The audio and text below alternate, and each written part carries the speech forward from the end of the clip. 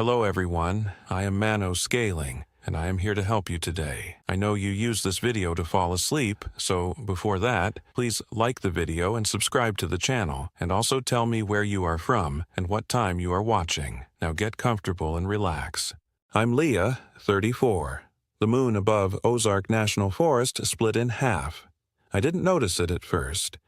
We just arrived at our campsite off Highway 7, near the Rotary Ann Trailhead in Arkansas, and I was too busy leveling the RV to pay attention to the sky. My husband, Derek, was already complaining about the Wi-Fi situation, which I'd warned him about 3 times before we left Little Rock. Our daughter, Maisie, who'd just turned 7, was pressing her nose against the window, fogging up the glass as she stared into the darkening woods. "Mom, can I go explore?" "Not until we're set up, baby," I called back, wrestling with the stabilizer jacks.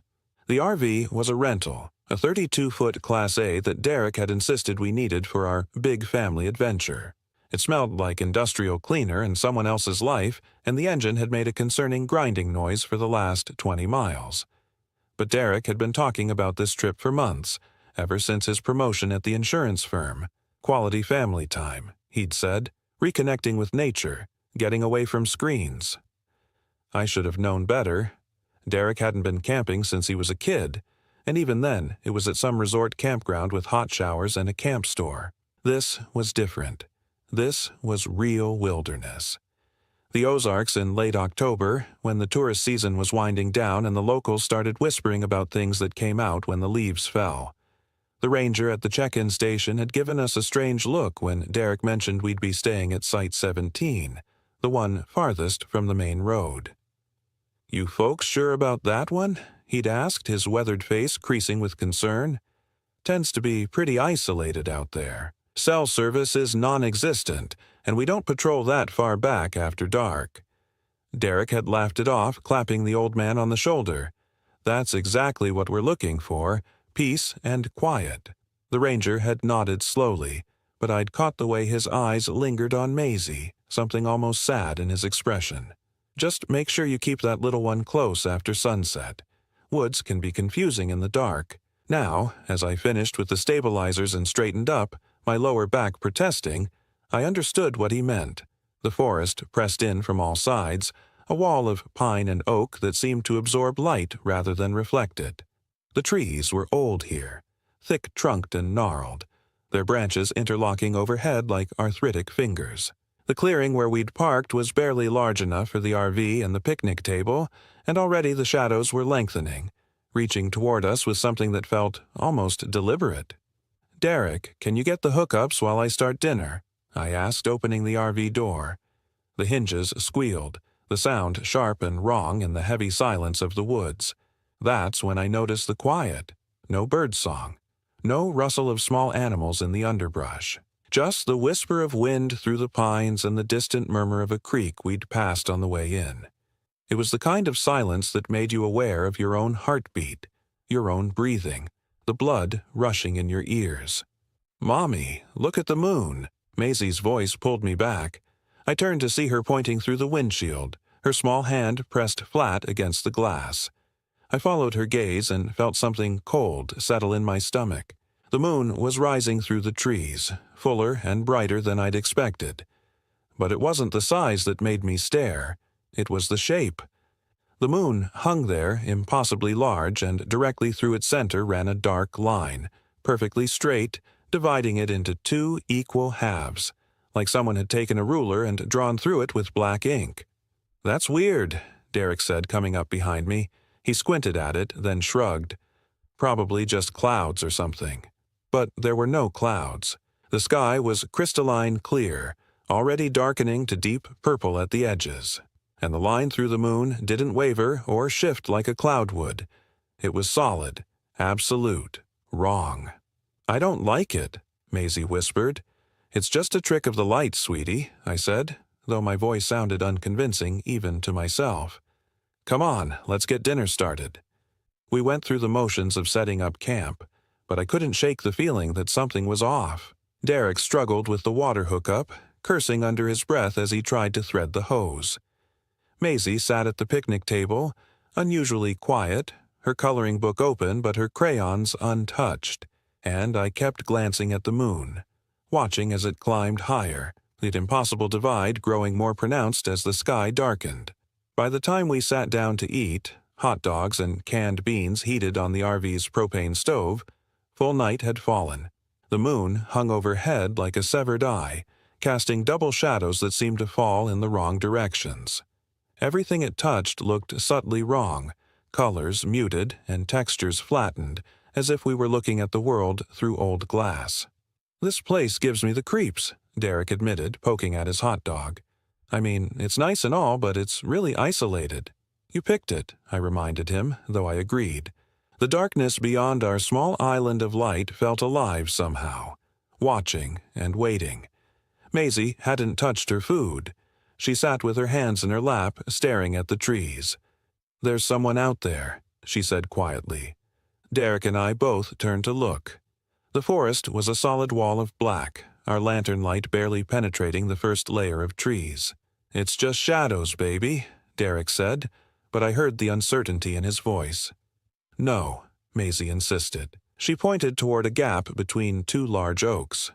"Right there. They're watching us." I stared until my eyes watered, but I couldn't see anything. Just darkness and the faint glimmer of moonlight on leaves. "There's nobody there, Maisie. We're alone out here." "We're not alone," she whispered, and something in her voice made the hair on my arms stand up. Derek cleared his throat. "Okay, that's enough spooky talk. How about we roast some marshmallows and then head inside? Early start tomorrow. We're going to hike that trail to the waterfall." We tried to make it normal, to pretend that everything was fine. Derek built a fire in the metal ring, and we huddled around it, roasting marshmallows that tasted like smoke and ash. But the fire didn't help. If anything, it made things worse. The flames cast wild, leaping shadows that made the trees seem to move. And beyond the circle of firelight, the darkness felt heavier, more present. And the moon kept rising, that dark line through its center now so pronounced it looked like the moon might split apart completely. The light it cast was cold and red-tinged, and where it touched the ground, I swore I could see frost forming, crystalline patterns spreading across the dirt like veins. "Derek, do you see that?" I pointed at the ground near his feet. He looked down, frowned. "Is that ice? It's not that cold." But it was getting colder. The temperature had dropped at least 20 degrees since sunset, and our breath was starting to fog. Derek went to get jackets from the RV, and I pulled Maisie closer, wrapping my arms around her. She was trembling, though I didn't think it was entirely from the cold. "Mommy, I really don't like this place." "I know, baby. Tomorrow we'll—" I stopped. In the distance, maybe a quarter-mile away, I'd heard something. A long, drawn-out sound that might have been wind through rock formations, except it sounded almost like breathing. Deep, labored breathing, as if something massive was inhaling and exhaling in the darkness. Derek came back with the jackets, and I decided not to mention what I'd heard. We were all on edge, and I didn't want to make things worse. We put Maisie to bed in the RV's rear bedroom, and Derek and I sat up front, speaking in low voices so we wouldn't disturb her. "Maybe we should leave in the morning," I suggested. "Find a campground closer to civilization." Derek nodded, surprising me. "Yeah, I think you're right. I don't know. Something feels wrong." We sat in silence for a moment, and then Derek pointed at the moon through the windshield. "You know what that reminds me of? There's this old Ozark legend my grandfather used to tell, about how the devil tried to eat the moon once, got halfway through before God stopped him, left his teeth marks forever." "That's disturbing," I said. "Yeah, he had a lot of disturbing stories. Used to say these mountains were old, older than they had any right to be. Said things lived here that predated humans, things that didn't take kindly to intruders." "Well, you're really selling this place," I muttered, but I felt uneasy. The breathing sound came again, closer this time, and Derek heard it too. His hand found mine in the darkness. "Probably just wind," he said. "Probably," I agreed, not believing it. We decided to turn in early, though neither of us felt tired. The RV's bedroom was cramped, barely enough room for the full-sized bed, and through the window above our heads the moon watched with its terrible, divided face. I tried to close the curtain, but the thin fabric did nothing to block out that red-tinged light. I don't know how long I'd been asleep when Maisie's scream woke me. Derek and I bolted upright, tangled in sheets, and rushed to her room. She was sitting up in bed, pointing at the window. "There's someone outside. They were looking at me." I went to the window, pressed my face against the glass. The moon was directly overhead now, and its light painted everything in shades of red and black. I could see the picnic table, the dead fire ring, the wall of trees beyond. And there, just at the edge of the clearing, something moved. It was too dark to make out details, but the shape was wrong. Too tall, too thin, moving in a way that didn't quite match human locomotion. It paused, and I had the horrible impression that it was looking back at me, though I couldn't see its face. "Derek," I called, my voice barely above a whisper. He came up behind me, and together we watched as the shape retreated into the trees. Not walking, sliding almost as if its feet didn't quite touch the ground. "What the hell was that?" Derek breathed. "I don't know." My hands were shaking. "We're leaving. Right now. I don't care what time it is." Derek nodded, already moving toward the driver's seat. "Get Maisie dressed. We're getting out of here." But when Derek turned the key, the engine clicked once and died. He tried again. Click. Nothing. "No, no, no," Derek muttered, pumping the gas pedal. "Come on, you piece of shit." I climbed into the passenger seat, Maisie clutched in my arms. "What's wrong?" "I don't know. The engine won't turn over." Derek was sweating now, despite the cold. He tried the lights. Nothing. The battery was completely dead. "How is that possible? It was fine when we got here." "I don't know." Derek's voice was rising, panic edging in. "The battery was brand new. It shouldn't—" A sound interrupted him, a tapping on the side of the RV. Soft at first, almost polite, then harder, more insistent. Tap, tap, tap, tap, tap, tap. We froze, staring at each other in the dim emergency light that had kicked on automatically. The tapping continued, moving along the side of the RV from back to front. Methodical, deliberate. "Don't open the door," I whispered. The tapping stopped at the driver's side window, right next to Derek's head. We both turned to look, though every instinct screamed not to. In the red moonlight we could see a hand pressed against the glass. Too long, fingers stretching impossibly far, nails like blackened claws. The flesh was pale, almost translucent, and through it I could see the dark shapes of bones. Derek made a sound in his throat, something between a whimper and a gag. The hand moved, drawing something on the window. A circle, then a line through the middle. The symbol burned into the condensation, glowing faintly red. Then the hand was gone, and we heard footsteps, if they could be called that, circling the RV. Not the sound of feet on dirt, but something softer, wetter like bare flesh dragging across mud. Maisie had her face buried in my shoulder, and I could feel her silent tears soaking through my shirt. I held her tighter, trying to control my own breathing. The thing, whatever it was, circled the RV 3 times, and each time it passed the windows, that horrible dragging sound made my skin crawl. Finally, it stopped. The silence that followed was worse than the sound. We waited, frozen, for something to happen. Minutes passed. 5. 10. Nothing. "Maybe it's gone," Derek whispered. As if in response, the RV suddenly shook, a violent jolt that threw us from our seats. Maisie screamed. The shaking continued, rhythmic, as if something massive was pushing against the vehicle from multiple sides. The stabilizer jacks groaned, metal shrieking. "Hold on!" Derek yelled, grabbing the steering wheel even though the engine was dead. The shaking intensified, and I heard something crack, one of the jacks breaking. The RV tilted, and everything not secured went sliding. Dishes crashed in the kitchen. The TV tore loose from its mount. I wrapped myself around Maisie as we tumbled into the stairwell, and then it stopped. The RV settled with a groan, listing at an angle, but stable. In the new silence, I could hear all 3 of us breathing hard, hearts racing. "Is everyone okay?" Derek asked. "I think so," I managed. Maisie was crying now, loud sobs that she couldn't control. "Shh, baby, it's okay. We're okay." But we weren't okay. We were stranded in the middle of nowhere with something outside that wanted… what? To kill us? To play with us? I didn't know, and I didn't want to find out. Derek pulled out his phone, but as expected, there was no signal. He'd brought a CB radio, thankfully, and he dug it out of the storage compartment, hands shaking so badly he could barely hold it. "This is an emergency," he said into the receiver. "We're at Site 17 in Ozark National Forest, and we need help immediately. Something is attacking our RV. Does anyone copy?" Static. He tried again, varying the frequency. Nothing but white noise and occasional pops. "Why isn't this working?" Derek's voice cracked.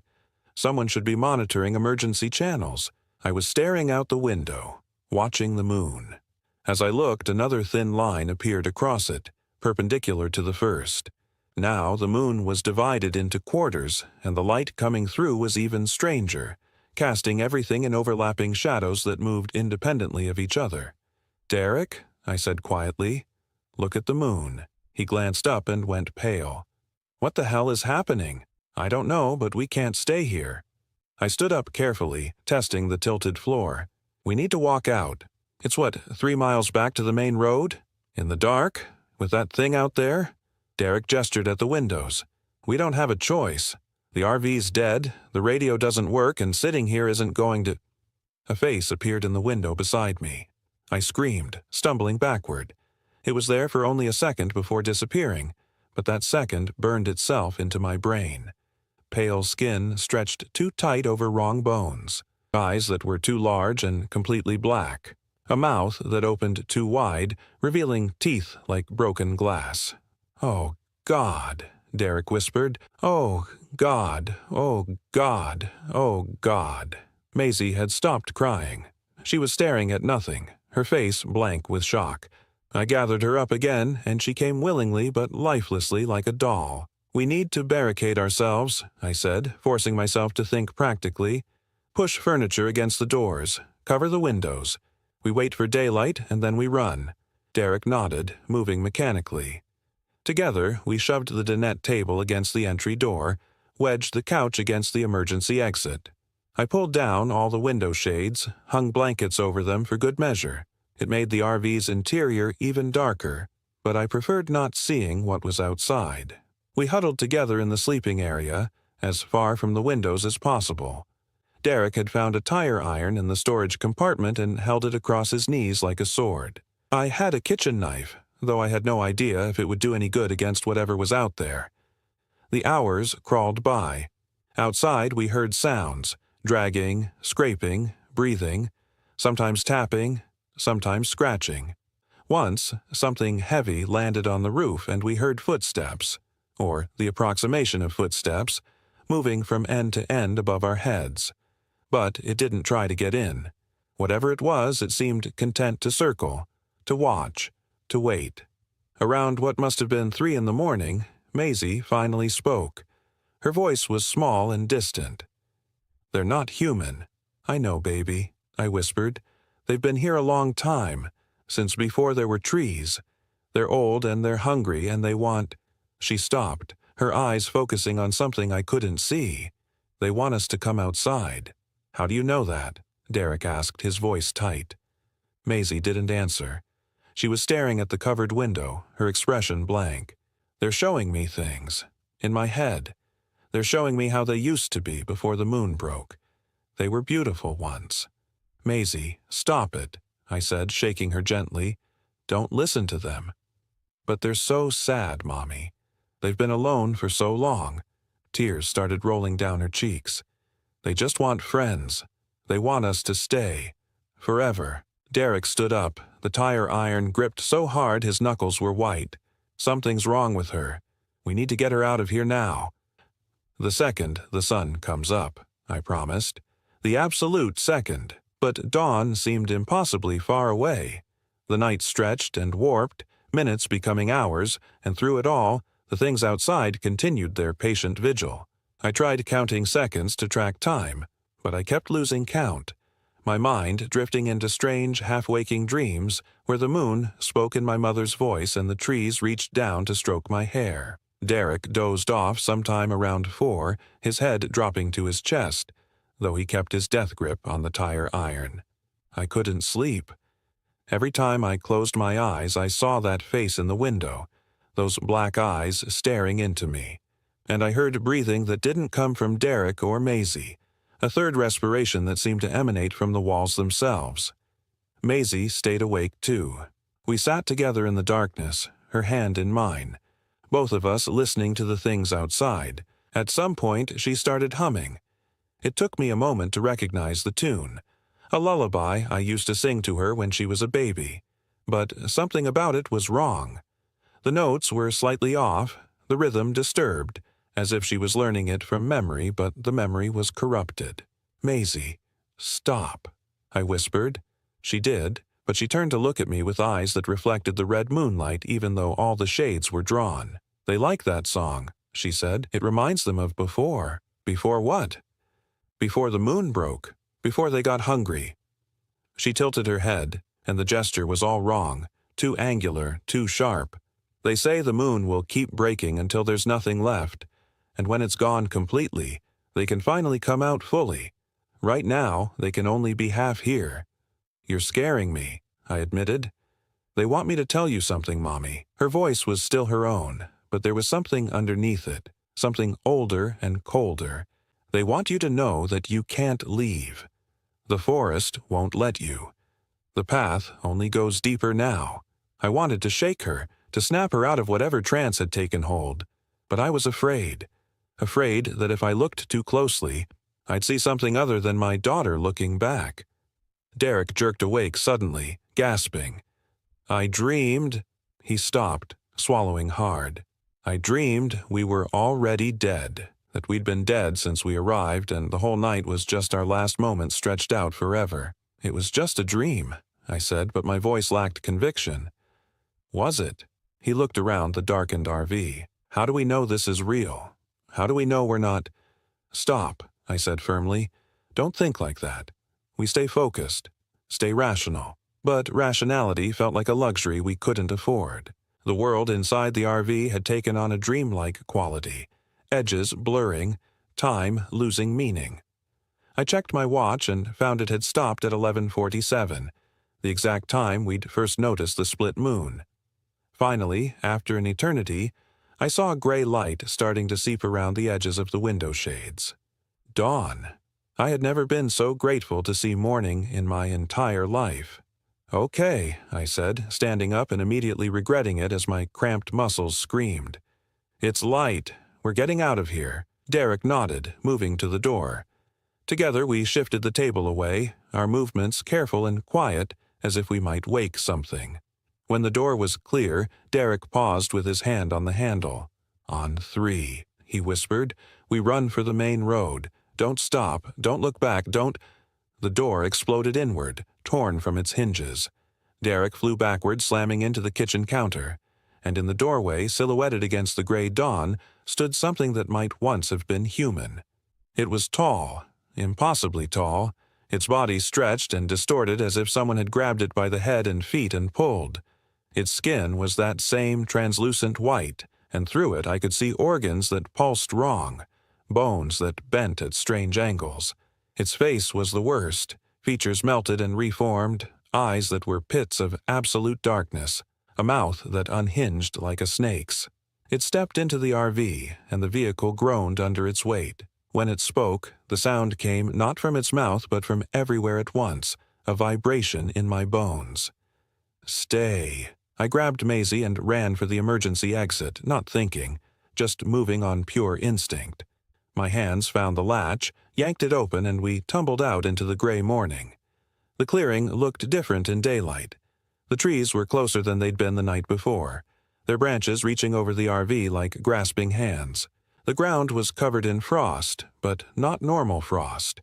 This was formed in patterns, spirals, and symbols that hurt to look at directly.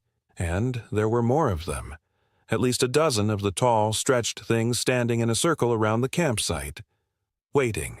Behind me, I heard Derek scream. I wanted to go back for him, but Maisie's hand in mine and the wall of creatures between us made that impossible. So I ran.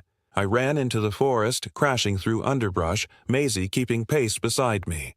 Behind us, Derek's screams cut off abruptly, replaced by sounds I don't want to remember. The trees seemed to grab at us, branches catching our clothes and hair. The path, there had been a path, I knew there had been, was gone, replaced by dense, impassable forest. We pushed through anyway, thorns tearing at our skin, roots trying to trip us. I don't know how long we ran. Time felt wrong here. Elastic. We might have been running for minutes or hours. The gray light never brightened, stuck in that eternal pre-dawn moment. And behind us, I could hear them coming.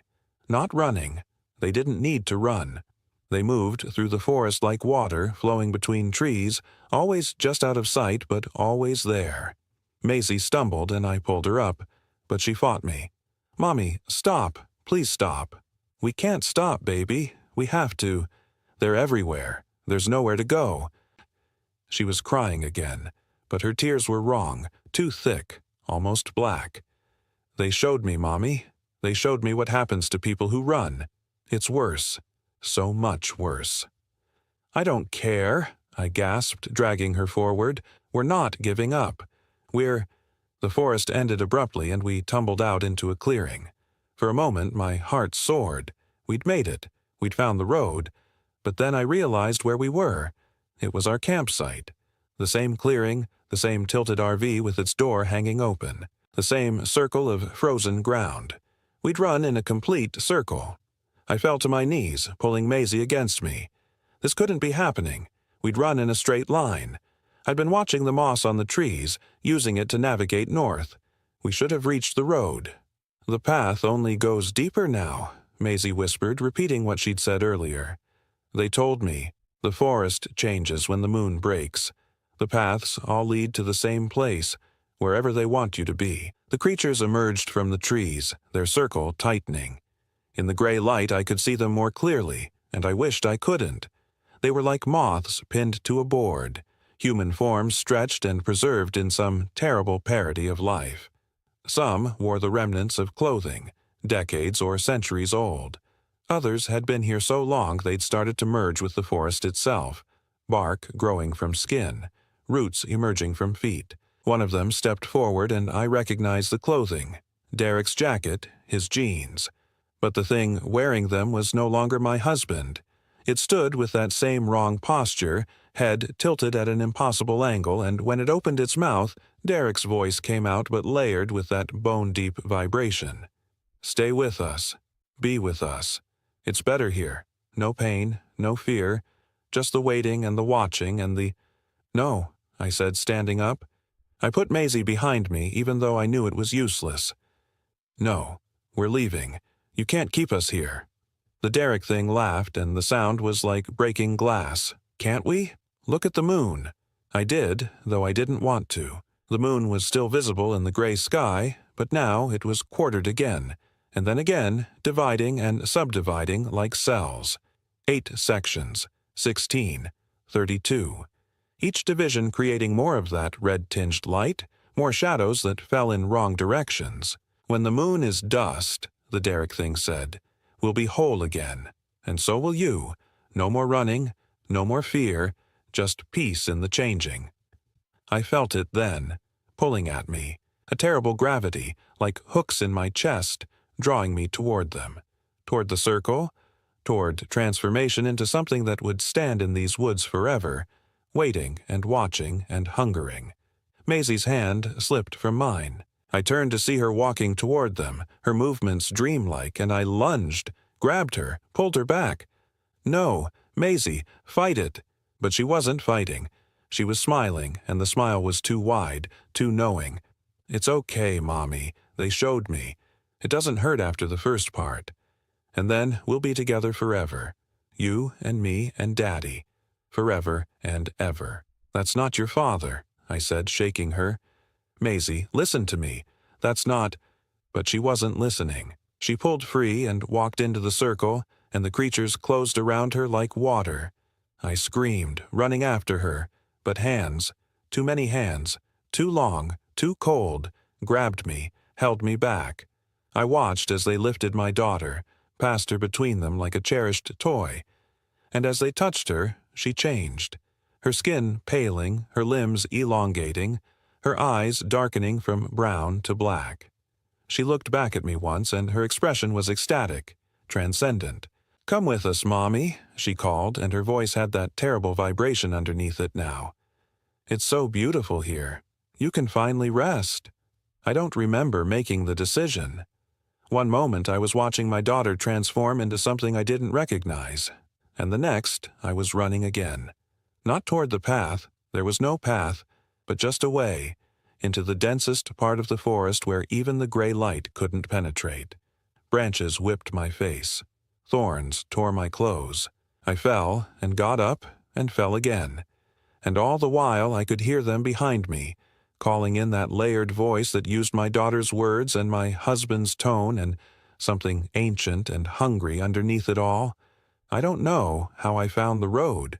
Maybe I didn't find it at all. Maybe it found me. But suddenly I was stumbling onto gravel, my feet on solid ground, and there was a car coming, headlights cutting through the gray. I stood in the middle of the road, waving my arms, screaming. The car, an old pickup truck, screeched to a halt, and a man jumped out, his face alarmed. "Jesus Christ, lady, are you okay? What happened?" I couldn't form words. I just pointed back at the forest, and he followed my gaze. The trees stood silent and still, innocent in the pre-dawn light. No creatures, no stretched shadows. Just a normal Arkansas forest. There was my husband, my daughter, I couldn't explain. How could I explain? The man helped me into his truck, and as we drove toward the ranger station, I looked back at the forest. Standing at the tree line, just barely visible, I saw them. Maisie and Derek, holding hands, watching me go. They raised their free hands in unison, waving goodbye.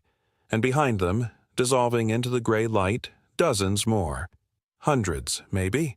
All the people who'd never left these woods. All the people who'd chosen, or been chosen, to stay. The ranger station was chaos. They organized a search party immediately, insisted I go to the hospital, but I told them about Site 17, about the RV. They found it eventually, exactly where I'd left it. The door torn off, signs of violence inside.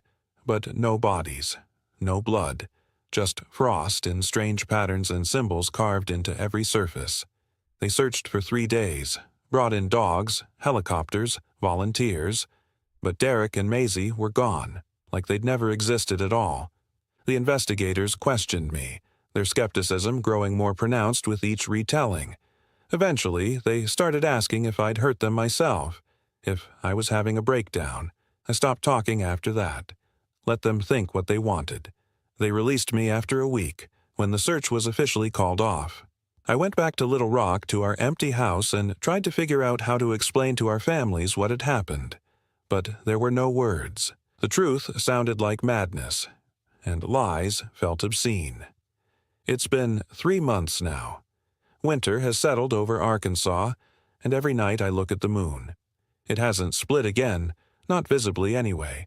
But sometimes when the light hits it just right, I can see the lines, faint, almost invisible, but there, dividing and subdividing, preparing for something.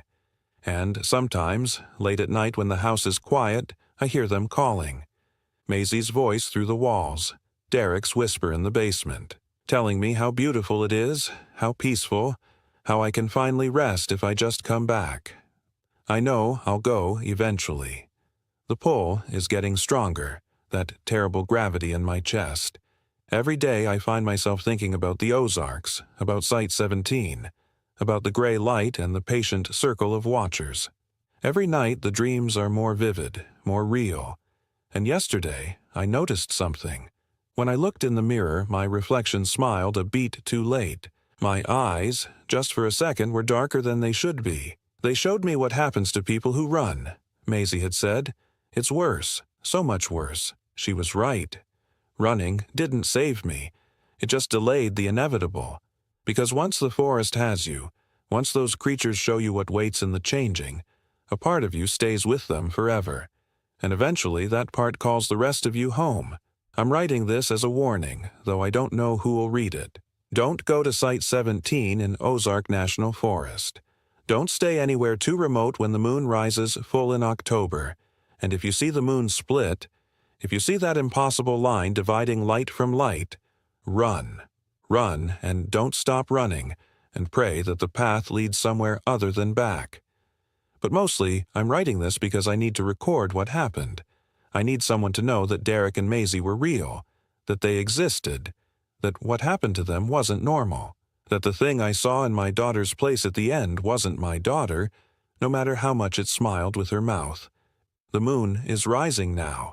I can feel it, even with my curtains drawn. Another night of their voices, growing louder, more insistent.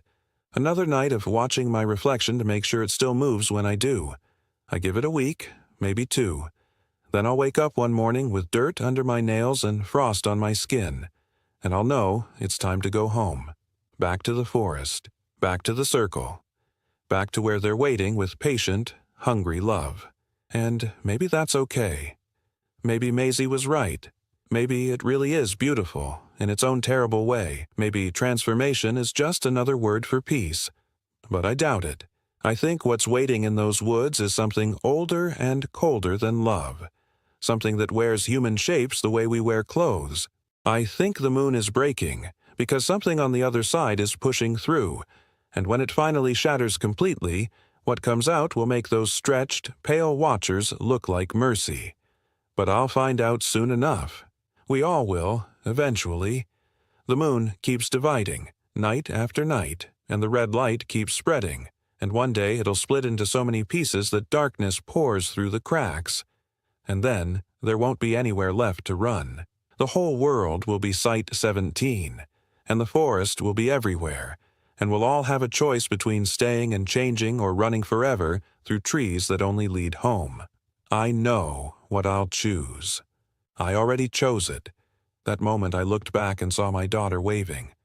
Part of me stayed with her then, and the rest is just catching up. So if you're reading this, understand. I'm not missing. I know exactly where I am.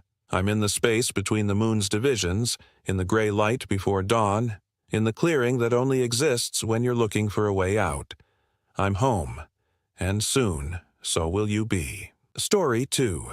I'm Jacob. I'm 34. The lake at Boundary Waters Canoe Area Wilderness was warm as skin. That should have been my first warning, but I was too caught up in the excitement of finally taking this trip with my younger brother Marcus and his girlfriend Tessa. We'd driven our rented RV from Minneapolis, winding through northern Minnesota's dense forests until we reached this isolated stretch of wilderness near the Canadian border. It was late September, and the aspens had turned golden, their leaves trembling in the cold wind that swept down from Lake Superior. But when I dipped my hand into the water at our campsite on Moose Lake, expecting the shock of autumn cold, the liquid wrapped around my fingers like bathwater, like something alive and fevered. "That's weird," I said, pulling my hand back and wiping it on my jeans. The water left a faint film on my skin, slightly oily. Marcus was already unloading our gear from the RV, his muscular frame making quick work of the coolers and camping equipment. At 28, he was 6 years younger than me, and we'd grown closer since our mother's death 2 years ago. This trip was supposed to be a bonding experience, a chance to reconnect away from the demands of our jobs and the lingering grief that still colored our family gatherings. "What's weird?" he called over, dropping a tent bag on the ground. "The water. It's warm. Really warm." Tessa emerged from the RV, her dark hair pulled back in a ponytail, her athletic build evident in her hiking clothes. She'd been dating Marcus for 8 months, and I'd liked her immediately. She was sharp, funny, and didn't take any of Marcus's bullshit. She worked as a nurse at Abbott Northwestern, and she had this practical, no-nonsense energy that balanced out Marcus's sometimes impulsive nature. "Maybe it's a hot spring or something," she suggested, walking over to join me at the water's edge. "In Minnesota?" I shook my head. "I don't think so, and it doesn't smell like sulfur." She knelt down and touched the water herself, then jerked her hand back. "Jesus, that's not right. That's like body temperature. Marcus joined us, squinting out at the lake. The water was perfectly still, reflecting the overcast sky like dark glass. No ripples, no movement. Not even insects skimming the surface.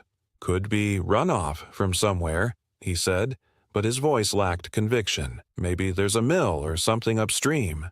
"There's nothing upstream," I said. "We're at the edge of the wilderness area. That's the whole point. No development, no industry. Just forest and lakes for miles." The three of us stood there for a moment, staring at the water. The silence was absolute. No birds calling, no rustle of small animals in the underbrush. Just the whisper of wind through the aspens and the occasional creak of branches. "Well, I'm not swimming in it," Tessa said finally, standing up and brushing dirt from her knees. "But let's not let it ruin the trip. We've got 3 days here, and I've been looking forward to this for weeks." She was right. We'd planned this trip for months, coordinating our schedules and saving up money. The Boundary Waters was supposed to be pristine, untouched wilderness, one of the most remote and beautiful places in the lower 48. A few hours of weird water shouldn't derail everything. We spent the rest of the afternoon setting up camp. The RV was parked in a small clearing about 50 yards from the lake, surrounded by white pines and paper birch. We set up a tent for extra storage and sleeping space. Marcus and Tessa would take the RV's bed, and I'd sleep in the tent with my German shepherd, Kodiak, who'd been content to explore the perimeter of our campsite, his nose to the ground. As the sun began to set, casting long shadows through the forest, I started a fire in the metal ring. The wood was dry and caught easily, but as the flames grew, I noticed something odd. The fire burned with a faint blue tinge at its base, and the smoke had an acrid smell that made my eyes water. "Did you use lighter fluid?" Marcus asked, settling into one of our camping chairs with a beer. "No, just paper and kindling." Tessa wrinkled her nose. "What's that smell?" "I don't know." I poked at the fire with a stick, sending up a shower of sparks. The blue color deepened for a moment, then faded back to normal orange and yellow flames. "Maybe the wood's treated with something?" "We gathered it from the forest," Marcus pointed out. "It's not like it came from Home Depot." He was right, but I couldn't shake the unease settling in my gut. The warm water, the unnatural silence, the strange fire, individually these things might be explainable. Together, they felt like warnings. Kodiak suddenly stopped his exploration and came to sit beside me, pressing his body against my leg. His ears were up, alert, and he was staring intently at the tree line beyond our campsite. A low growl rumbled in his chest. "What is it, boy?" I put my hand on his head, feeling the tension in his muscles. "Probably just a deer or something," Marcus said, but he was looking in the same direction, his posture stiffening. We sat in silence, watching the shadows deepen between the trees. The sun had dropped below the horizon, and the forest was filling with that peculiar twilight gloom that made everything look slightly unreal. I couldn't see anything moving out there, but Kodiak remained tense, his growl continuing as a low, steady vibration. Then, just at the edge of the firelight's reach, I saw it. A figure standing between 2 birch trees, completely motionless. It looked like a person, tall and thin, but something about its proportions was wrong. The arms were too long, hanging down past where the knees should be, and the head seemed to tilt at an angle that made my stomach turn. "Do you see that?" My voice came out as barely more than a whisper. "See what?" Tessa leaned forward, squinting into the darkness. "There, between those 2 white trees. Something standing there." Marcus stood up slowly, his hand moving to the hunting knife on his belt. "I don't see anything, man," but even as he said it, the figure moved. Not walked, moved. It shifted several feet to the left in a single instant, like a skip in a video. Now it was partially obscured by a pine tree, but I could still see that elongated silhouette, and what might have been a face turned in our direction. Kodiak's growl turned into a sharp bark, and he lunged forward, straining toward the tree line. I grabbed his collar, holding him back. "Easy, boy, easy." "Jacob, you're freaking us out," Tessa said, but I could hear the tremor in her voice. "What did you see?" "I don't know, but something's out there, something watching us." Marcus grabbed the heavy maglite from the RV and clicked it on, sweeping the beam across the forest. The light illuminated trunks and branches, ferns and fallen logs, but nothing that looked like the figure I'd seen. The forest looked completely empty, completely normal. "There's nothing there," Marcus said, but he kept the light moving, checking and rechecking the shadows. "Maybe we should sleep in the RV tonight," Tessa suggested. "All of us, just to be safe." I wanted to argue, to tell her I wasn't imagining things, but the words died in my throat. Maybe I had imagined it. The long drive, the stress of taking time off work, the lingering grief. Maybe my mind was playing tricks on me, but Kodiak was still alert, still staring at the forest with every muscle tensed. "Yeah," I said finally. "Yeah, maybe that's a good idea." We retreated into the RV, Kodiak included, and locked the door behind us. Marcus kept the mag light close, and I noticed Tessa checking that her phone had signal. 2 bars, barely enough, but it was something. The RV suddenly felt very small, very fragile, with its thin aluminum walls and flimsy door lock. "This is stupid," Marcus said, trying for a laugh. "We're letting ourselves get spooked by nothing. It's just the woods. It's just nature. Nature with body temperature water and blue fire," I said. "Okay, so maybe there's some geological explanation we don't know about. Maybe there's a thermal vent or something. That doesn't mean we're in danger." But even as he said it, we all heard the sound. A scraping noise on the outside of the RV, like nails or claws dragging along the metal siding. Slow, deliberate, moving from the back toward the front. We froze. Kodiak's growl returned, deeper now, more menacing. The scraping continued, reaching the front of the RV and then stopping directly beside the door. We could hear breathing on the other side, or what sounded like breathing. A wet, rattling sound that didn't quite match the rhythm of human respiration. "Who's there?" Marcus called out, his voice stronger than I would have expected. He had the knife in his hand now, the blade catching the light from the RV's interior. No answer. Just that breathing, and now a new sound, a tapping on the door. Not a knock, but something arrhythmic and wrong, like fingers that didn't quite know how to form a fist. Tessa grabbed my arm, her nails digging in through my shirt. "Don't open it," she whispered. "Please don't open it." The tapping continued for another 30 seconds, then stopped. The breathing faded away. We sat in absolute silence, straining to hear any movement outside. The fire we'd left burning cast flickering shadows through the RV's windows, making everything inside shift and dance.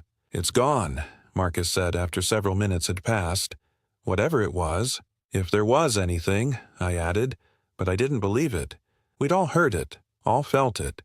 We tried to settle in for the night, but sleep was impossible. Marcus and Tessa took the bed in the back, and I stretched out on the fold-down couch with Kodiak pressed against my side. Every small sound from outside made us tense. Branches breaking, wind in the trees, the distant call of what might have been an owl. Or might have been something else entirely. Around 2 in the morning, I finally drifted into an uneasy sleep. My dreams were fractured and strange, filled with images of the lake, its water rising and rising until it surrounded the RV, until we were drowning in that warm, oily liquid. I dreamed of the figure in the trees, but now I could see its face, or the place where a face should be. Just smooth, pale skin stretched over bone, with 2 dark pits where eyes belonged. I woke with a start to find dawn light filtering through the windows. My shirt was soaked with sweat despite the cold morning air, and my mouth tasted like copper.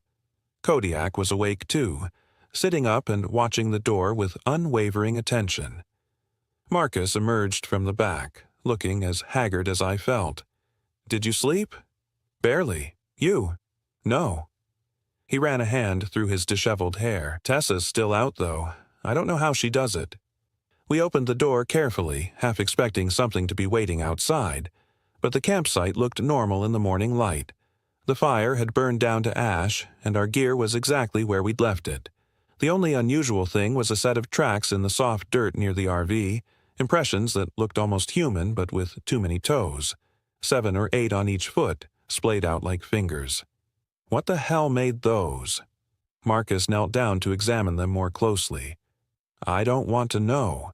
The tracks led from the forest to the RV, then circled the vehicle several times before heading back into the trees. Following them with my eyes, I saw they disappeared into the shadows about 20 yards away, right where I'd seen the figure the night before. "We should leave," I said. "Pack up and go." Marcus looked up at me and I could see the conflict in his expression. Part of him wanted to agree, wanted to run, but another part, the stubborn, proud part that had made him a high school football star and a successful salesman, refused to be scared off. "We just got here," he said. "We paid for the campsite for 3 nights. And it's the Boundary Waters, Jacob. What's going to happen to us here?" "Something already did happen. You heard it last night. You saw these tracks. So there's an animal around.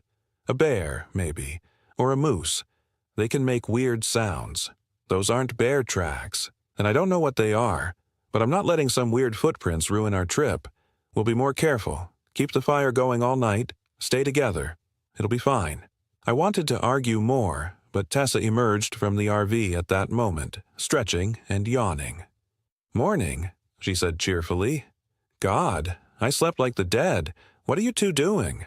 Marcus stood up quickly, blocking her view of the tracks. "Just checking out the area. You want coffee? I'll get the stove going." We fell into the routine of a camping morning. Coffee brewing, breakfast cooking, the sun climbing higher through the trees. In the daylight, with Tessa's cheerful energy and Marcus's determined normalcy, the previous night's terror seemed almost silly. Almost. But the lake was still warm. When I went down to fill a pot with water for dishes, the temperature was exactly the same as it had been yesterday.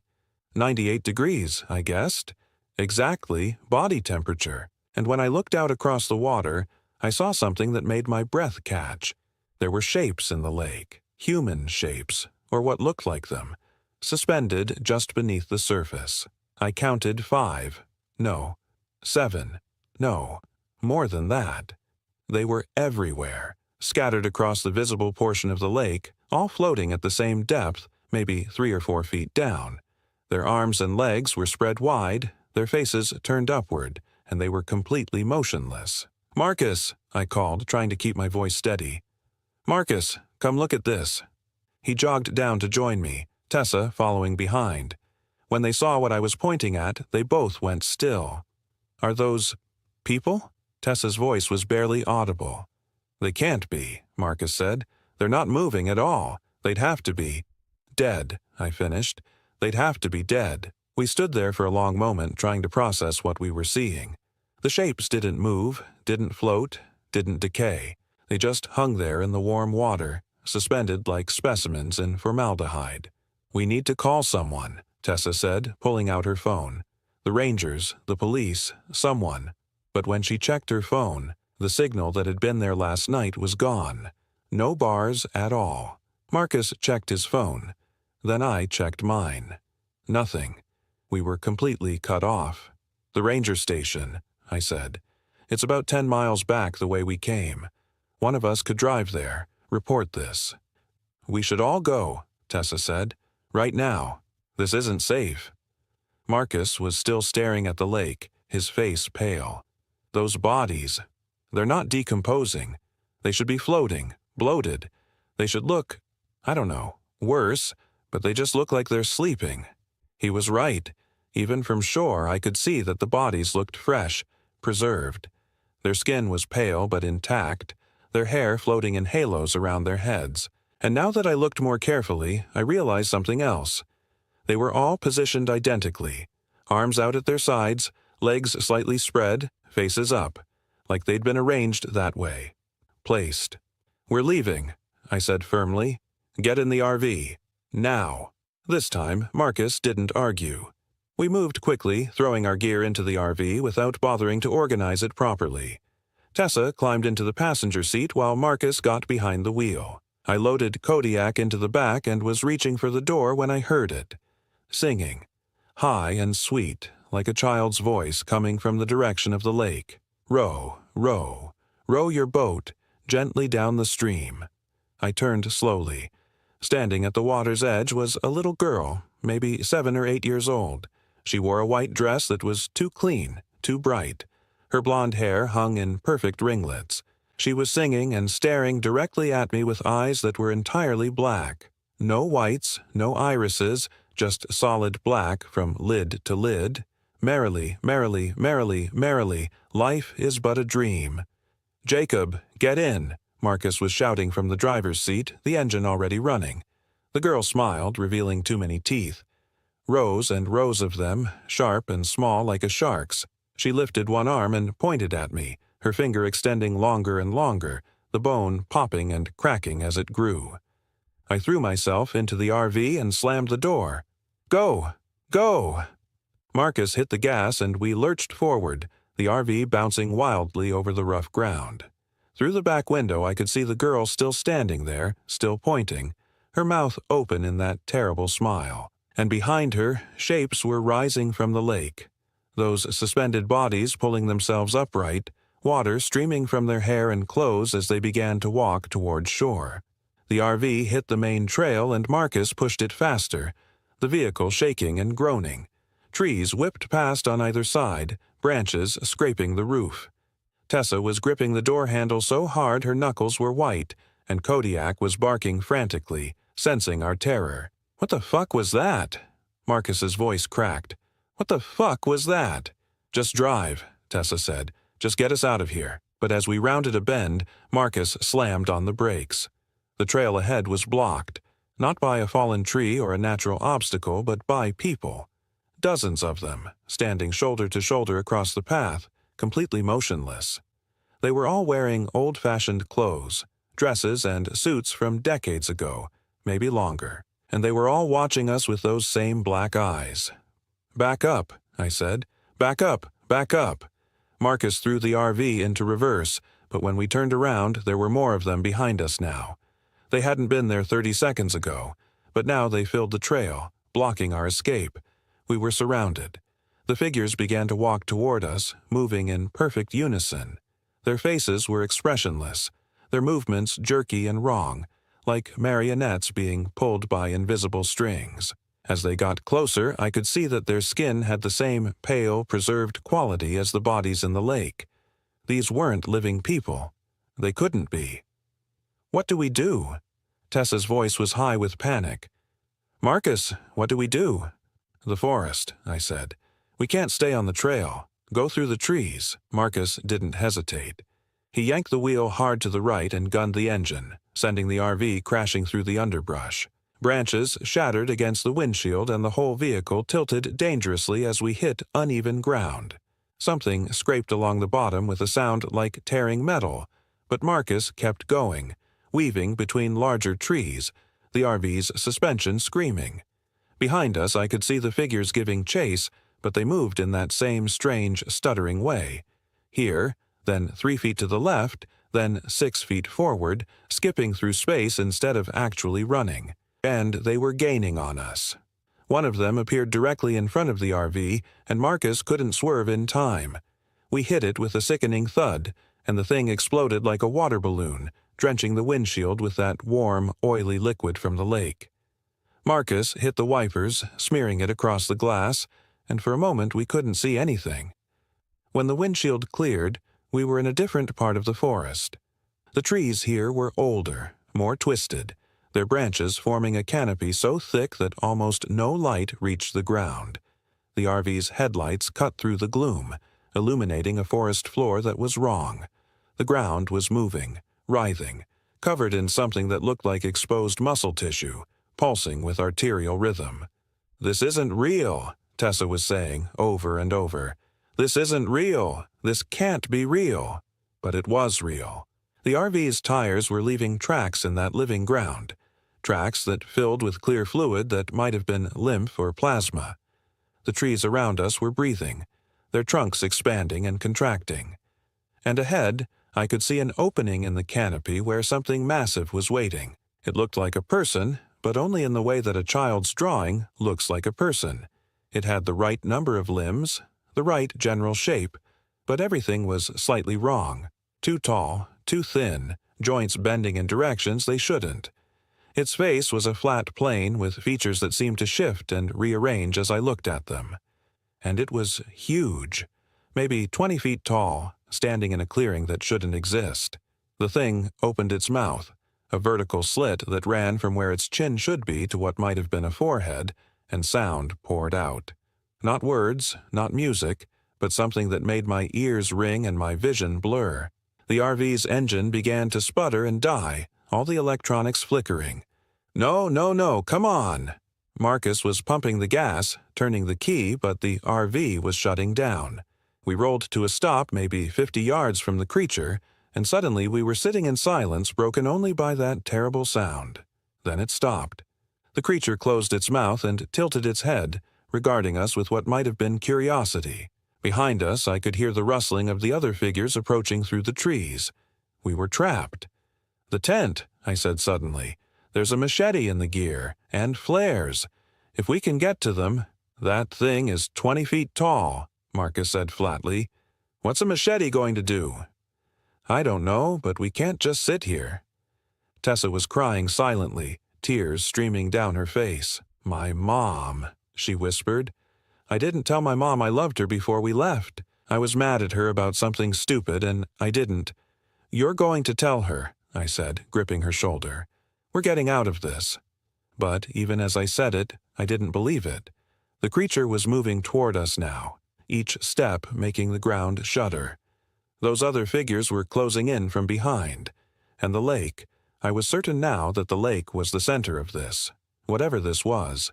The warm water, the preserved bodies, this impossible forest. It was all connected. Kodiak suddenly barked and lunged at the RV's door, his paws scratching at the handle. He looked back at me, whined, then barked again. "He wants out," Marcus said.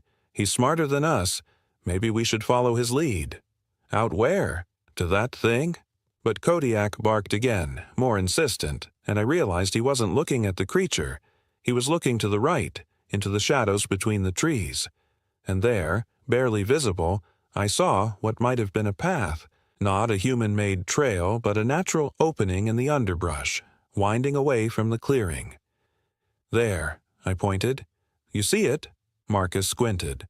"Maybe. It could be a path, or it could be nothing. It's something," Tessa said, wiping her eyes.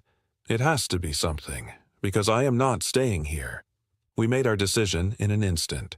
Marcus grabbed the keys and his knife. Tessa took her phone, useless as it was. I slung my backpack over my shoulder. It had water, a first aid kit, a compass, and a lighter. We opened the door and ran. The creature screamed as soon as we emerged, that same reality-bending sound that made my teeth ache and my stomach heave. But we were already moving, Kodiak leading the way toward the gap in the trees. Behind us, I could hear the squelch of the creature's feet on that living ground, moving impossibly fast for something so large. We crashed through the underbrush, branches tearing at our clothes and faces. The path was barely there, maybe just an animal trail, but we followed it because there was nothing else to follow.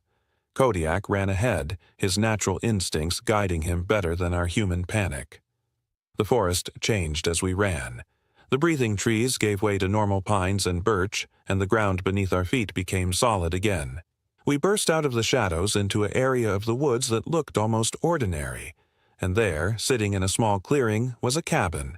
It was old, maybe a century or more, built from rough-hewn logs that had weathered to gray. The windows were dark and moss grew thick on the roof, but it was shelter, and shelter was all that mattered. We reached the door, and Marcus threw his weight against it. The old wood held for a moment, then splintered inward. We tumbled inside with Kodiak, and Marcus immediately started dragging a heavy table toward the door to barricade it. The cabin's interior was a single room with a stone fireplace, a few pieces of rotting furniture, and walls covered in something that looked like writing. Scratched into the logs with a knife or nail, hundreds of words and phrases covered every available surface. "Don't go to the lake," I read aloud. "The water calls, but don't listen. They're not dead, they're waiting. It's been here longer than the trees, longer than the stones. It makes you see wrong, makes you think wrong. 23 days and still it won't let me leave." Jesus Christ, Marcus breathed, looking around at the walls. Someone was trapped here.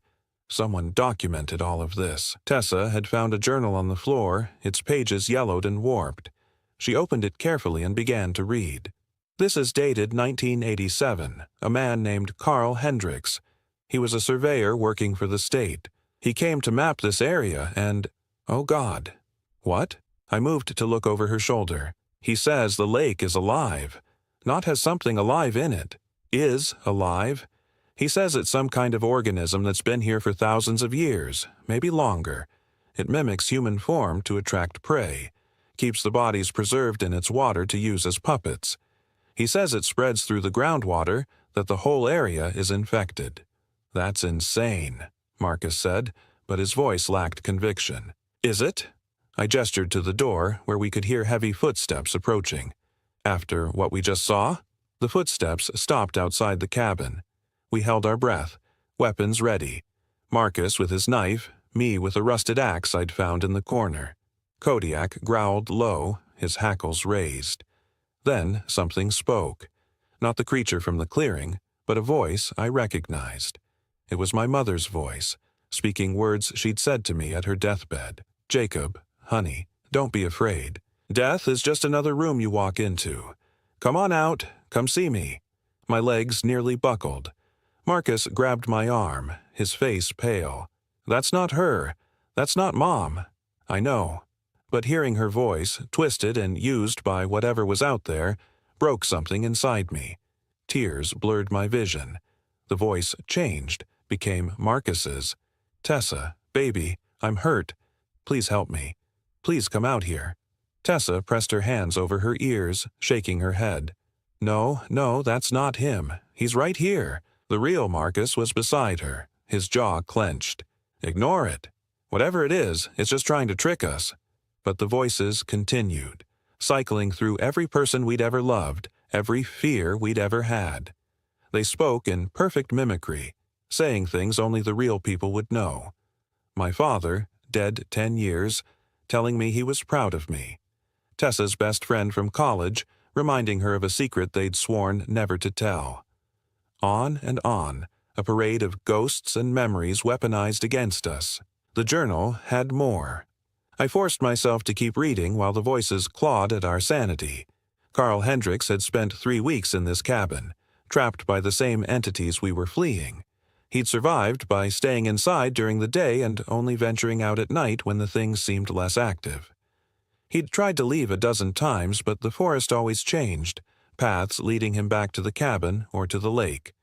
In the end, he'd made a desperate decision. He'd set fire to the forest, hoping that destroying the vegetation would somehow hurt the organism. The last entry was dated August 7th, 1987. I can see the flames spreading. It's screaming. The whole forest is screaming. I don't know if I'll make it out, but maybe this will stop it. Maybe this will kill… The entry ended there, the final letters trailing off into an illegible scrawl. Fire, I said. He tried to use fire. Marcus looked at me. We don't have enough fuel to burn down a forest. No, but we have flares. And if that thing is really an organism, if it's really all connected, maybe we can hurt it enough to get away. It was a desperate plan, maybe a stupid one, but desperation was all we had left.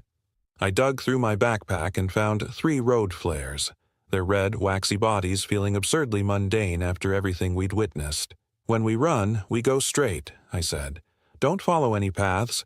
Don't trust anything that looks familiar. Due east, following the compass. 10 miles that way should put us near the highway. Should, Tessa repeated. Should isn't good enough. It's all we have. We waited until the voices outside subsided, replaced by that eerie silence we'd come to dread. Then, moving as quietly as possible, we opened the cabin door and slipped out. The forest was dark now, though I had no idea how much time had passed. Hours, days. The journal had mentioned time working strangely here, and I could believe it. My watch had stopped at 8:47, though I couldn't remember seeing it frozen before. We lit the flares and threw them in different directions, watching as the chemical fire caught on dry brush and began to spread. The flames were intensely bright in the darkness, and within minutes we could see smoke rising. The forest responded immediately. The trees began to writhe, their branches thrashing like arms in pain. The ground beneath us heaved and buckled, and that terrible sound, the creature's scream, echoed from everywhere at once, But we were already running, compass in hand, crashing through underbrush that seemed to grab at our ankles and trip us at every step. Behind us, the fire spread faster than it should have, as if the organism was actually flammable, as if every tree and plant was soaked in some kind of accelerant. The heat was intense, and smoke began to fill the air, making us cough and our eyes stream. Something grabbed Tessa's ankle, and she went down hard. Marcus and I both turned back, and I saw what had caught her. A root, but one that was actively moving, coiling around her leg like a snake. Marcus hacked at it with his knife, and the root released her with a sound like a human scream. We pulled her up and kept running, the fire at our backs growing into an inferno. The smoke was so thick now I could barely see Marcus running beside me, could barely make out Kodiak's form ahead. My lungs burned, and every breath was agony. Then, suddenly, we broke through the trees onto a paved road. The highway. We'd found the highway. Behind us, the forest was a wall of flame, and we could hear things dying in that fire, screaming and shrieking and making sounds that would haunt my dreams for the rest of my life. But ahead of us, in the distance, I could see headlights approaching. We stumbled into the middle of the road, waving our arms, and a semi-truck air-braked to a stop. The driver, a woman in her 50s with gray hair and a weathered face, stared at us in shock. "What in God's name?" "Please," Tessa gasped. "Please just get us out of here." The driver looked from us to the burning forest, her expression hardening. "Get in. Quick." We climbed into the cab, Kodiak included, and the truck roared away from that place.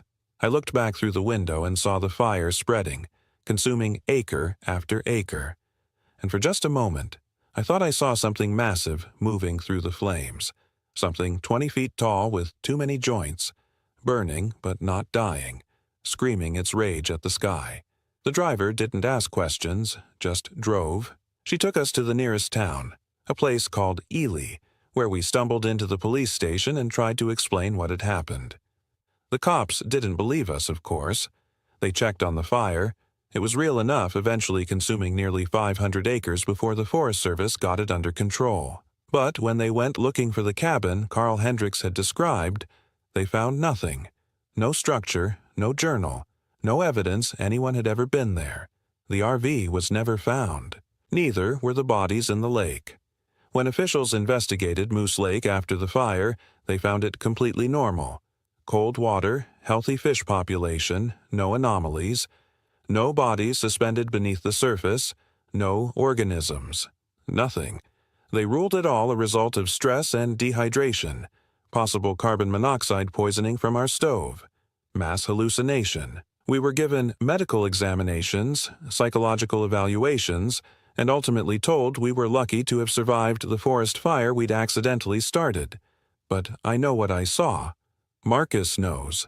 Tessa knows. And sometimes, late at night, I still hear that child's voice singing, "Row, row, row your boat." Sometimes I wake up to find my sheets damp, and the water smells faintly oily, feels slightly too warm. The doctors say it's night sweats, anxiety, trauma responses. They've given me pills that help me sleep, therapy sessions that help me cope. Marcus and Tessa have been getting treatment too, though Marcus and I don't talk about it much. Tessa broke up with him 3 weeks after we got back. She couldn't look at him without seeing that thing wearing his face, hearing its voice say things the real Marcus would say. It's been 4 months now since that trip. Winter has come to Minnesota, and snow covers the boundary waters.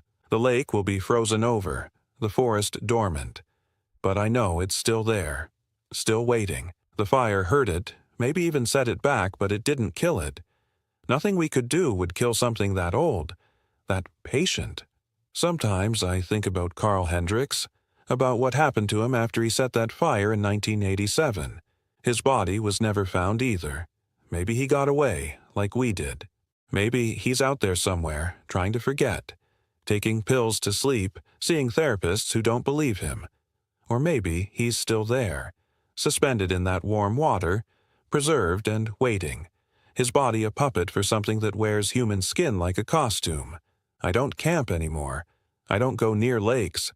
And on days when I touch water and it feels too warm, feels like skin temperature, I pull my hand back and remember. The lake at Boundary Waters Canoe Area Wilderness was warm as skin. And somewhere it still is. Story 3. I'm Sophia, 34. The air at Devil's Backbone Wilderness, Texas, chanted my name. I heard it first on the third night when the mesquite trees bent low under a wind that shouldn't have existed. My name, whispered in a chorus of voices that sounded like children, like old women, like something trying very hard to sound human. The air itself seemed to vibrate with the syllables, Sophia, Sophia, Sophia. But I'm getting ahead of myself. Let me start at the beginning, when the air was just air, and Devil's Backbone was just a name on a map. The RV had been Marcus's idea.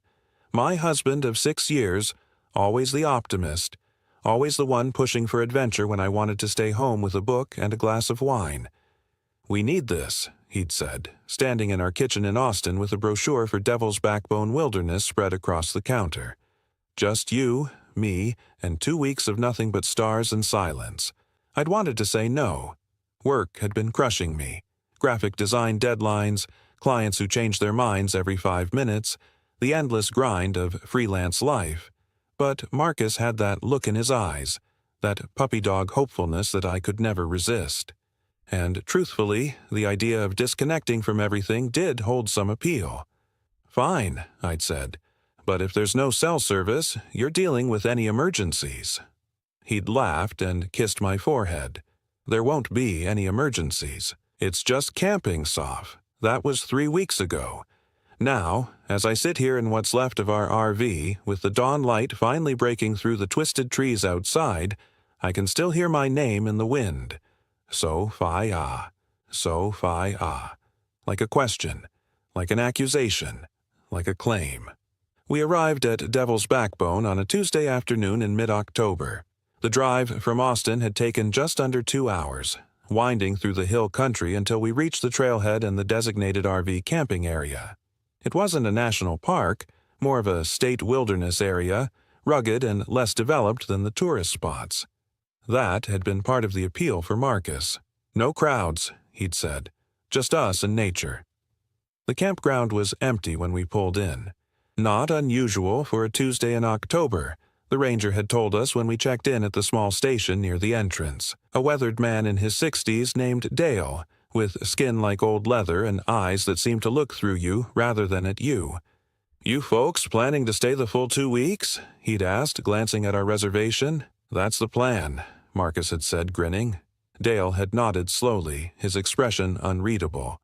Well, you picked a quiet time. Might not see another soul while you're here. Weather's supposed to hold, though we might get some wind. Always get wind out here this time of year. Sounds perfect, I'd said, though something in Dale's tone had made my stomach tighten slightly. He'd handed us a map and an information sheet. Campground rules are pretty simple. No open fires outside designated rings.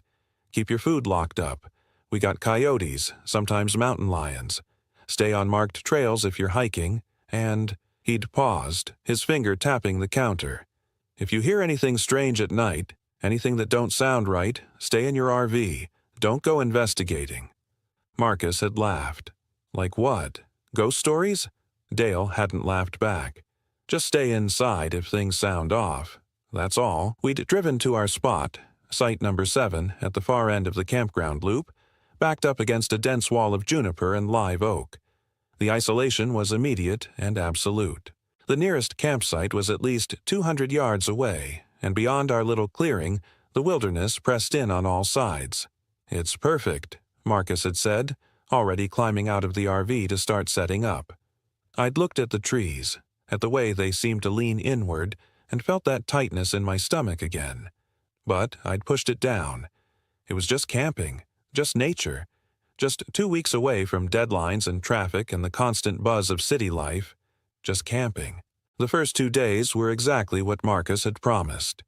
We hiked the nearby trails, cooked simple meals on the RV's stove, sat outside as the sun set, and watched the sky turn impossible shades of orange and purple.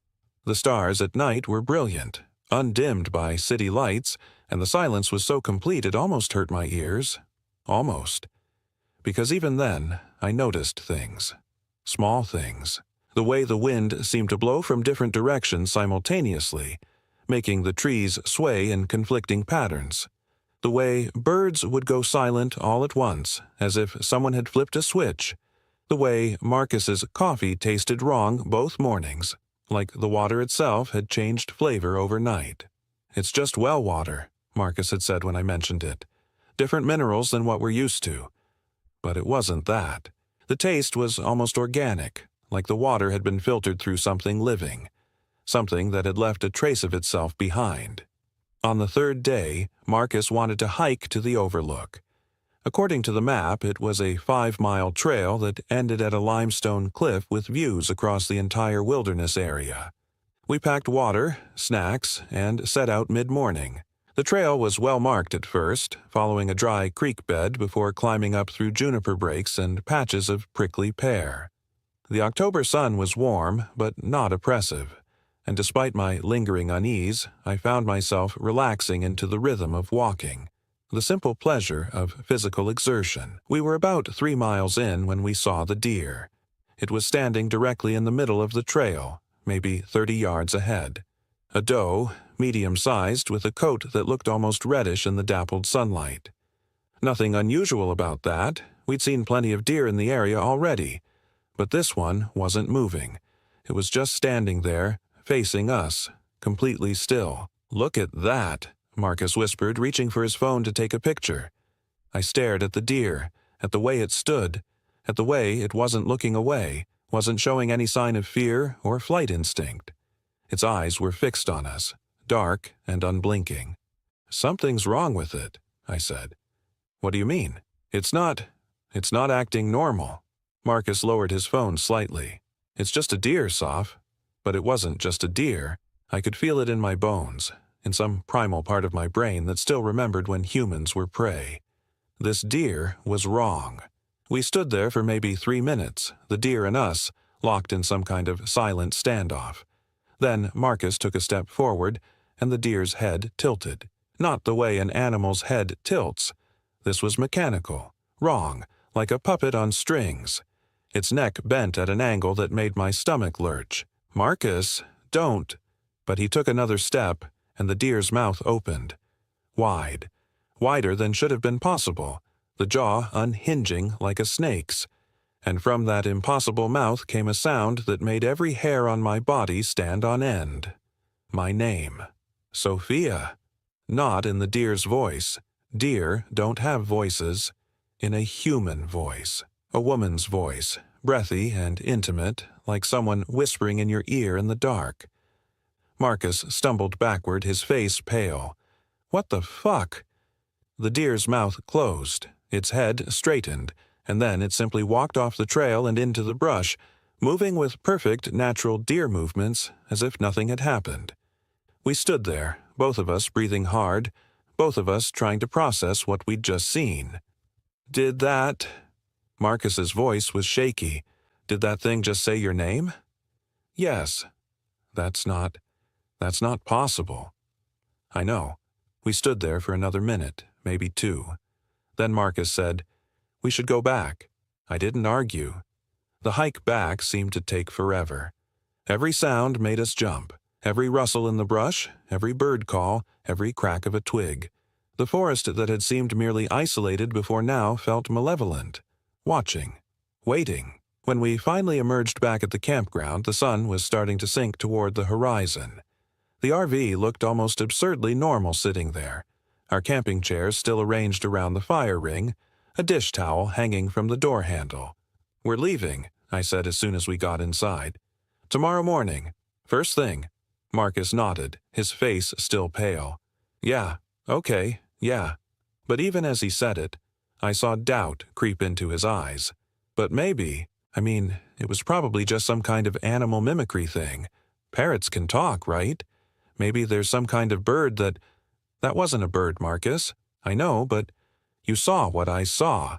That deer opened its mouth and said my name, in a human voice. He ran his hands through his hair, a gesture I knew meant he was stressed. I know. I'm trying to make sense of it. We can make sense of it from Austin. Let's just pack up and go." But we didn't pack up. Not then, because the sun was setting, and the idea of driving those winding roads in the dark suddenly seemed worse than staying put. We convinced ourselves, or Marcus convinced me, or I let myself be convinced, that we'd be safe in the RV for one more night, that we'd leave at first light. That was our first mistake. Night fell fast in the wilderness. One moment there was twilight, purple and soft, and the next it was full dark. The kind of darkness that city people forget exists. We didn't light a fire. We stayed inside the RV with the doors locked and the curtains drawn, eating a cold dinner of sandwiches and chips, neither of us talking much. Around 9 o'clock the wind started. It came from nowhere, going from dead calm to a sustained howl in a matter of seconds. The RV rocked on its suspension and the trees outside thrashed and groaned. I'd heard hill country wind before, but this was different. This had a voice in it, a keening quality that made my teeth ache. And underneath the wind, I heard it. My name. Sophia. Sophia. Sophia. Not just one voice now. Many voices, dozens, maybe hundreds, all chanting in unison, rising and falling with the gusts. Child voices, old voices, male and female, all blending together into a chorus that came from everywhere and nowhere. Marcus heard it too. I could see it in the way his eyes widened, the way his knuckles went white, gripping the edge of the small dining table. "What the fuck is that?" he whispered. "I don't know. Sophia. Sophia. Sophia." The chanting continued for hours. Not constantly. It would rise with the wind, fade when the wind dropped, then come back stronger. Always my name. Never Marcus's. Just mine. Over and over, like a prayer or a summoning. We huddled together on the small couch at the back of the RV, neither of us sleeping, both of us staring at the curtained windows and waiting for something to happen. For something to scratch at the door, to try to get in. But nothing did. The wind chanted my name, the RV rocked, and we waited in terror until finally, around 3 in the morning, the wind died as suddenly as it had started. The silence afterward was almost worse than the sound had been. We must have dozed off sometime before dawn, because I woke to sunlight streaming through a gap in the curtains and Marcus snoring softly beside me. For a moment, I thought I'd dreamed the whole thing.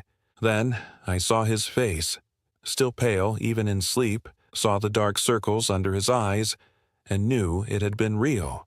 I got up carefully, trying not to wake him, and went to the window. Pulled back the curtain just enough to peek outside. The campsite looked exactly the same. Our chairs, our fire ring, the trees. Normal. Peaceful. Morning birds were singing. A squirrel ran across the clearing. But the trees, I stared at the trees, trying to figure out what was different about them. Then I realized they'd moved. Not much, maybe only a few feet, but the way they ringed our clearing had changed. Trees that had been 5 yards from the RV were now 3 yards away. The gap we'd driven through to reach our site seemed narrower. Trees don't move, I told myself. You're tired. You're scared. You're seeing things. But I knew what I was seeing. The wilderness had crept closer while we slept. Marcus woke up a few minutes later. His first words were, "We're leaving, right now." I nodded. "I'll make coffee. You get everything secured." But when he went to start the RV's engine, nothing happened. Not even a click. The battery was completely dead. "That's impossible," Marcus said, staring at the dashboard. "I just had this battery checked before we left. It was brand new." He spent the next hour trying everything, checking connections, testing with a multimeter he'd packed, attempting to jump-start from the house batteries. Nothing worked. The engine battery was dead, and the house batteries, which should have been fully charged from our solar panels, were also drained to nothing. Something drained them, Marcus finally said, sitting back on his heels in front of the open engine compartment. "Overnight, something drained all our batteries completely." "What could do that?" He shook his head. "I don't know. A short, maybe, but I can't find one. This doesn't make sense." We stood there in the morning sunlight staring at our dead RV, both of us understanding what this meant. We were stuck. Miles from the nearest town, no cell service with a vehicle that wouldn't start and no way to call for help. "We walk out," I said. "We hike back to the ranger station. It's only a few miles. Marcus nodded slowly. Yeah, okay, let's pack some water and go. We gathered supplies, water bottles, snacks, our phones even though they were useless, a flashlight, a knife. Marcus wrote a note and left it on the RV's dashboard in case anyone came looking for us. RV won't start. Gone to get help. Back soon. We set out toward the main road around 10 in the morning, following the campground loop toward the exit. We walked for 2 hours before we realized something was wrong. The campground loop should have been maybe a mile, maximum. A simple circuit that would take us back to the entrance road, which we could then follow to the ranger station. But we kept walking, and the loop kept going, winding through the trees in a path that felt increasingly wrong. This isn't right, Marcus said, stopping to check the map for the third time. We should have reached the exit by now. I looked around. The trees were denser here, more juniper than oak, and they all seemed to lean inward, creating a canopy that blocked out much of the sky. I couldn't see any other campsites, couldn't see the main road, couldn't see anything but trees and more trees. Maybe we took a wrong turn, I said, though I didn't believe it. We'd been following the road the entire time, following the painted markers on the trees. There weren't any turns to take, Marcus said. His voice was tight with something that might have been anger or might have been fear. It's a loop. One road. How the fuck do you get lost on a loop? We kept walking. Another hour passed, then another. The sun climbed higher, then started to descend. We drank our water, ate our snacks, and still the road wound on. The trees pressed close, and we saw nothing but wilderness. Around 4 in the afternoon, we came around a bend and saw our RV. We both stopped dead, staring at it. Our RV sitting in our campsite, with our chairs arranged around the fire ring and Marcus's note still visible through the windshield. No, Marcus said. No, that's not possible. We've been walking away from it for hours. But there it was. We checked the license plate, looked inside. It was definitely ours. Somehow, impossibly, after 6 hours of walking in, what should have been a straight line away from this spot, we'd ended up exactly where we'd started. I felt something break inside me then. Some fundamental understanding of how the world worked, how space and distance operated. We'd walked in a straight line. We hadn't turned around. We hadn't gotten confused. The road had simply looped back. "The ranger," I said. My voice sounded strange, high and thin. "The ranger said to stay inside if things sounded wrong. Maybe he knows what's happening. Maybe this happens here." "Radio," Marcus said suddenly. "The RV has a CB radio. I never set it up, but maybe we can reach someone." We practically ran inside. The RV felt different now. Not safe, not like a sanctuary, but like a cage. The walls pressed in. The air smelled wrong, organic and thick. Marcus dug through the storage compartment until he found the CB radio we'd bought but never installed. He spent the next hour hooking it up to the house batteries, which had somehow, impossibly, partially recharged. When he finally got it working, he keyed the mic. "Hello. This is Campsite 7 at Devil's Backbone. Does anyone copy? We need help. Our vehicle won't start and we're experiencing some kind of navigation issue. Hello?" Static. Nothing but static. He tried different channels, called out again and again. Finally, on channel 19, someone answered. But it wasn't the ranger's voice. It wasn't any voice I'd ever heard. It was my voice, coming through the speaker, saying my own name. "Sophia. Sophia. Sophia." Marcus dropped the mic like it had burned him.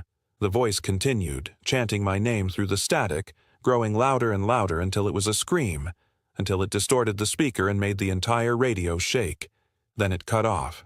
The silence was absolute. That night was worse than the first. The wind started earlier, around sunset, and it was stronger.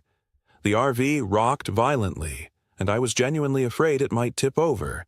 But worse than the wind was the chanting. My name, over and over. But now it wasn't just in the wind. It was in the walls of the RV. It was in the floor. It was in the metal frame and the plastic fixtures and the fabric of the curtains. Everything vibrated with it, Everything resonated with those syllables. Sophia, Sophia, Sophia. Marcus held me, both of us shaking, both of us crying without shame now. The terror had gone beyond pride, beyond trying to be strong. We were breaking, hour by hour, our minds struggling to cope with a reality that didn't follow any rules we understood. Around midnight, the scratching started. Something outside the RV. Something with claws or nails, dragging them along the aluminum siding. Long, slow scratches, moving from the front of the RV toward the back, then starting again. Over, and mixed with the scratching I could hear breathing. Wet, rattling breathing, like something with fluid in its lungs. "Don't look," Marcus whispered. "Whatever you do, don't open the curtains." But I wanted to look. God help me. Some part of me desperately wanted to know what was out there. My hand moved toward the curtain before I even realized I was doing it. Marcus grabbed my wrist. "Sophia, no." The scratching stopped. The breathing stopped. The wind stopped. In the sudden silence, I heard footsteps on the RV's roof. Whatever was up there was heavy. Each step made the entire vehicle creak and groan. It walked from the front to the back, slowly, deliberately. Then it stopped directly above where we were huddled. Tap, tap, tap. 3 measured knocks on the roof, right over our heads. "Sophia." The voice came from above, from inside, from everywhere. My own voice, perfectly replicated. "Sophia, let me in. I'm cold. I'm scared. Please let me in." My hands were shaking so hard I thought I might fly apart, because that was my voice. My exact voice, the one I heard on recordings, the one that always sounded slightly wrong to my own ears but that everyone else said was exactly right. "Sophia, please, it's cold out here. It's dark. Let me in." Marcus wrapped his arms around me, buried his face in my hair. I could feel him shaking, too. Could feel his tears on my neck. "It's not me," I whispered. "That's not me. I know. Sophia, please, I don't want to be alone. Let me in. Let me in. Let me in." The voice rose to a scream, my scream, a sound of such anguish and terror that my heart broke hearing it even though I knew it wasn't real. Whatever was up there was using my voice like a tool, like a key trying to unlock something inside us. The scratching started again, frantic now, all over the RV. The roof, the walls, the door. The vehicle shook with the force of it. Things fell from cabinets, a window cracked, and through it all, my voice screaming, begging, demanding to be let in. I don't know how long it lasted. Hours, maybe. Or maybe time didn't work right here anymore. Maybe minutes stretched into eternities. But eventually, finally, it stopped. The scratching ceased. The voice faded. The wind died. And in the silence that followed, I heard something else. Something worse. Humming. A child's humming. A lullaby I recognized from my own childhood. It came from inside the RV, from the small bedroom at the back. Marcus and I stared at each other in the dim light of our single battery-powered lantern. The bedroom door was closed. We hadn't closed it, but now it was closed, and on the other side, something was humming. "We need to check," Marcus whispered. "No." "Sophia, if something got in, then we run. We don't open that door." But even as I said it, the door swung open, slowly, silently, revealing the dark bedroom beyond. The humming continued, sweet and innocent. I grabbed the flashlight with shaking hands and pointed it at the doorway. The bedroom was empty. The bed was still made, our bags still in the corner. Nothing there. But the humming continued, and now I could see where it was coming from. The mirror above the small dresser. In the reflection, standing behind where Marcus and I sat on the couch, was a little girl. She was maybe 7 or 8, wearing a dirty white dress, her hair long and tangled. Her face was pale, too pale, and her eyes were wrong, too dark, taking up too much space. And she was humming, staring at us in the mirror, her mouth moving with the melody. I spun around. Nothing there, just the empty RV. But when I looked back at the mirror, she was still there, still humming, now reaching out a hand toward my reflection. "Sophia, she said, her child's voice sweet and rotting at the same time. "Sophia, I found you. I've been looking everywhere. Why did you hide from me?" "I don't know you," I managed to say. The child tilted her head, the same wrong mechanical movement the deer had made. "Yes, you do. You called me. Every night you called my name. Sophia, Sophia, Sophia. And now I'm here." In the mirror, her hand touched my reflection's shoulder. I felt it on my real shoulder. A weight, a pressure, fingers that felt like ice and rot. "Get off me!" I screamed, lurching forward off the couch. The hand lifted. The child in the mirror smiled, showing too many teeth, teeth that were too sharp. Then she faded, her humming fading with her, until there was nothing in the mirror but our own terrified faces staring back. We didn't sleep that night. We couldn't. We sat back to back in the middle of the RV, the flashlight between us, watching every shadow, every reflection. And as the night dragged on, more things happened. The cabinets opened and closed by themselves. The faucet dripped water that looked black in the flashlight beam. The clock on the microwave ran backward. And everywhere, everywhere, I heard whispers of my name. Dawn came eventually. It always does. But the light didn't feel like salvation anymore. It just meant we'd survived another night. Marcus looked like he'd aged 10 years. His eyes were bloodshot, his hands trembling constantly. When he spoke, his voice cracked. "We can't stay here. We can't leave. The road loops back. You know it does. Then we go cross-country. We pick a direction and we walk until we find something, someone. We can't stay here, Sophia. Another night like that and I can't." I understood. I felt it too, the sense that our minds were cracking, that reality itself was becoming negotiable. How many impossible things could you witness before your brain just gave up trying to make sense of the world? "Okay," I said. "We go. Now." We take water and we walk. We gathered what we could carry, 2 bottles of water each, some trail mix, the knife, the flashlight. We didn't pack carefully, didn't plan. We just grabbed things and stuffed them in a backpack and opened the RV door. The morning air hit us like a wall. It was thick, humid, wrong for October in Texas. It smelled like ozone and copper and something else, something organic I couldn't identify. The trees around our site had moved closer again. They were maybe 5 feet from the RV now, their branches reaching toward us. "Don't look at them," Marcus said. "Just walk, pick a direction, and walk." We chose east, toward where the sun was rising. We climbed over some low brush, pushed through juniper branches that grabbed at our clothes, and entered the wilderness. For the first hour, we made good progress. The terrain was rough but manageable, and the act of moving, of doing something, helped quiet the panic. We kept the sun to our right, using it as a compass point, determined not to circle back.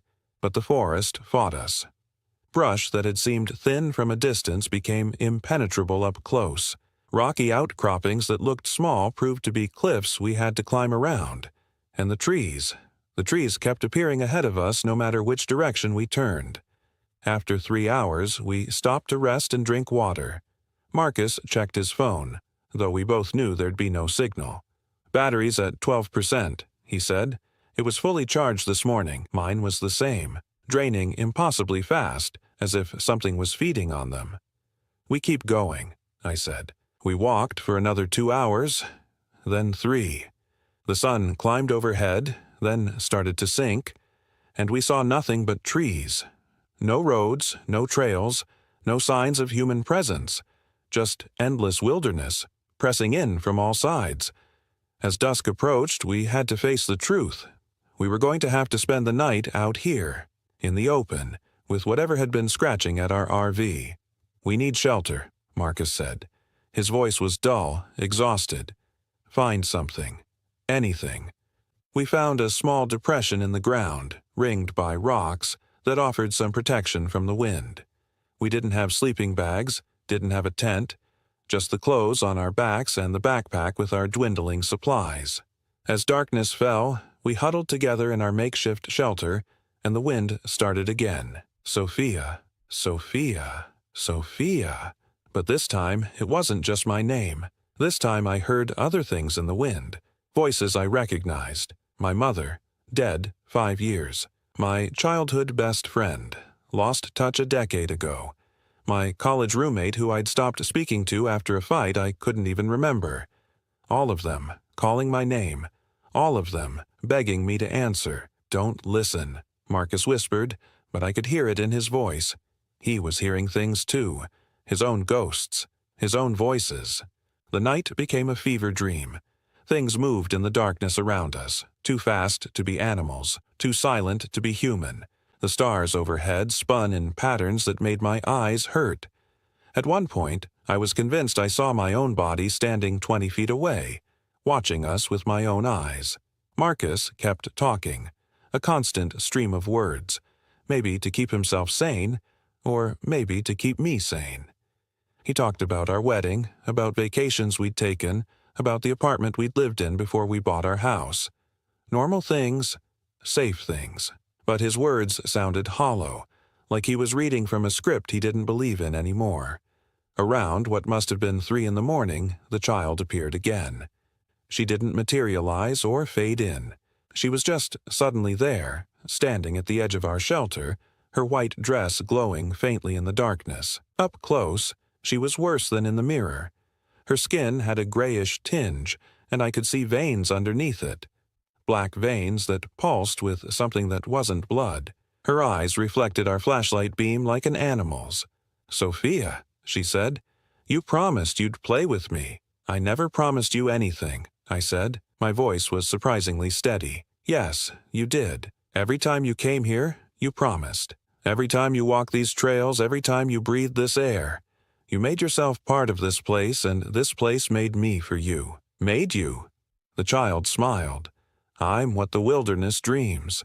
I'm what it imagines when it thinks about little girls. And you called me here, with your name, with your voice, with your fear.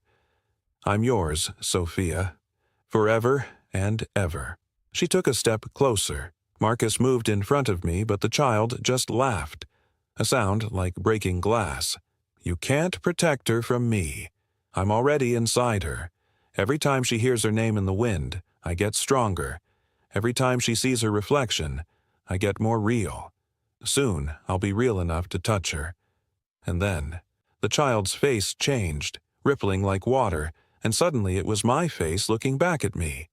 My face as a child, my features, my expression. She even had the small scar on her chin where I'd fallen off my bike when I was 6. "And then, I'll be her," the child said in my adult voice, "and she'll be nothing at all." She faded then, dissolving into the darkness like she'd never been there. But I could still hear her humming, that same lullaby, coming from everywhere and nowhere. We survived that night, and the next day, and the next night. I don't remember much of it.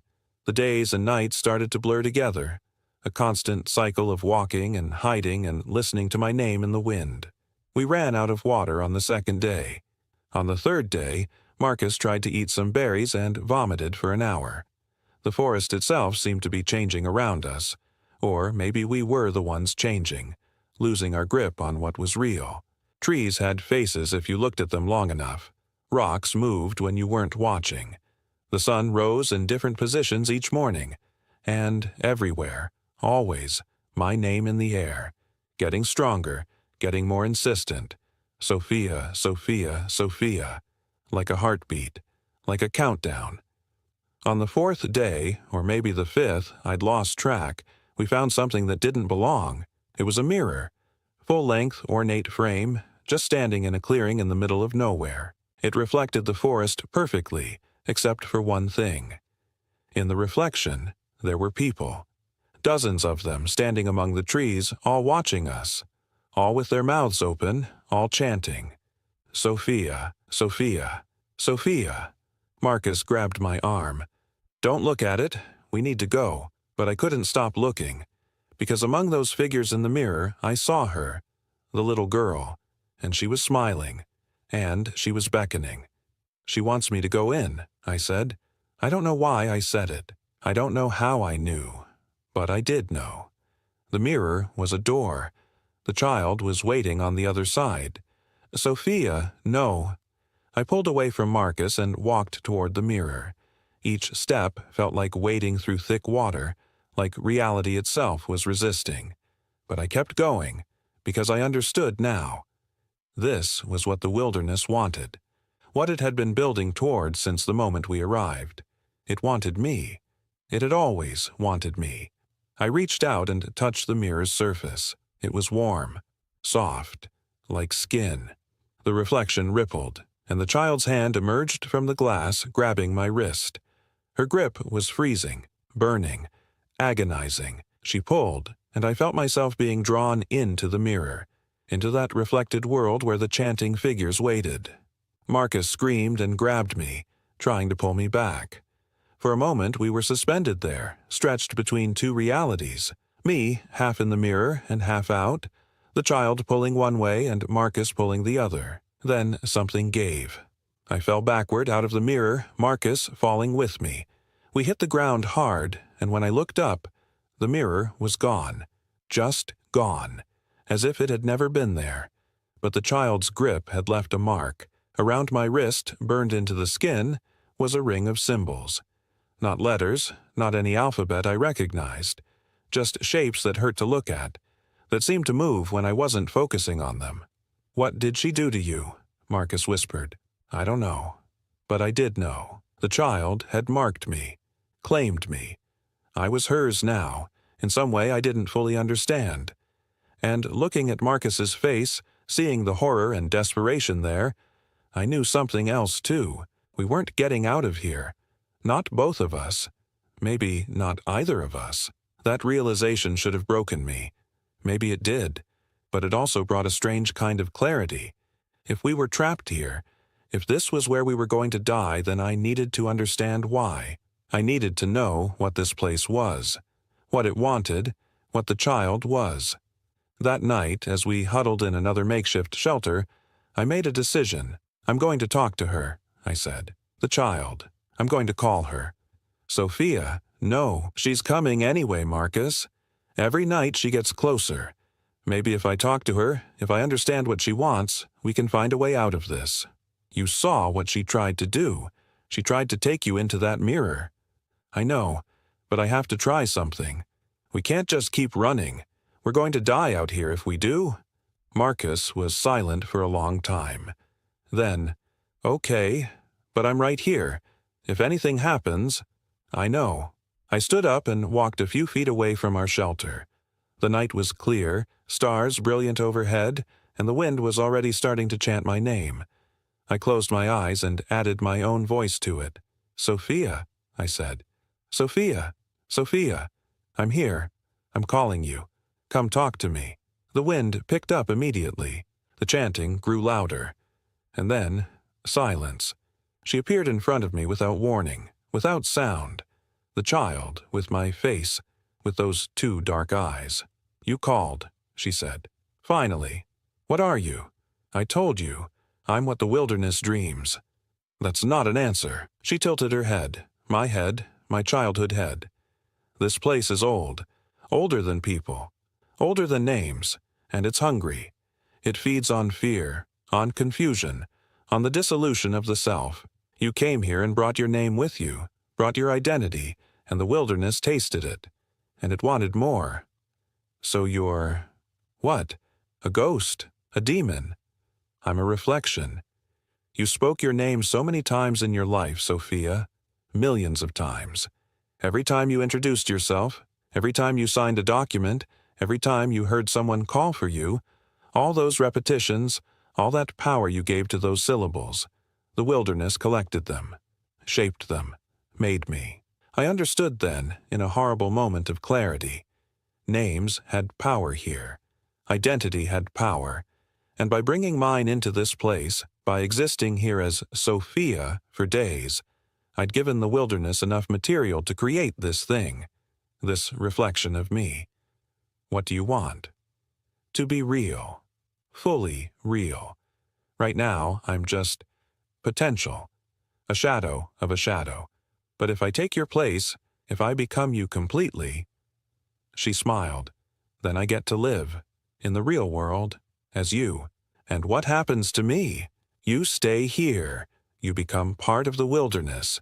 You feed it, give it strength, and maybe, someday, it'll use you to make someone else's reflection, someone else's dream. I won't let you."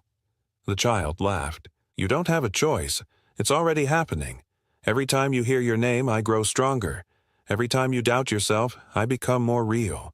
Give it a few more days and you won't be able to tell which one of us is the original." She was right. I could feel it. Since I'd touched that mirror, since she'd marked me, I'd been feeling less solid, less real. My memories were becoming hazy, my sense of self fragmenting. Sometimes I'd forget my age, my address, the name of my best friend from high school. Little pieces of my identity crumbling away. There has to be a way to stop you. There is, but you won't do it. Tell me. The child stepped closer. Give up your name.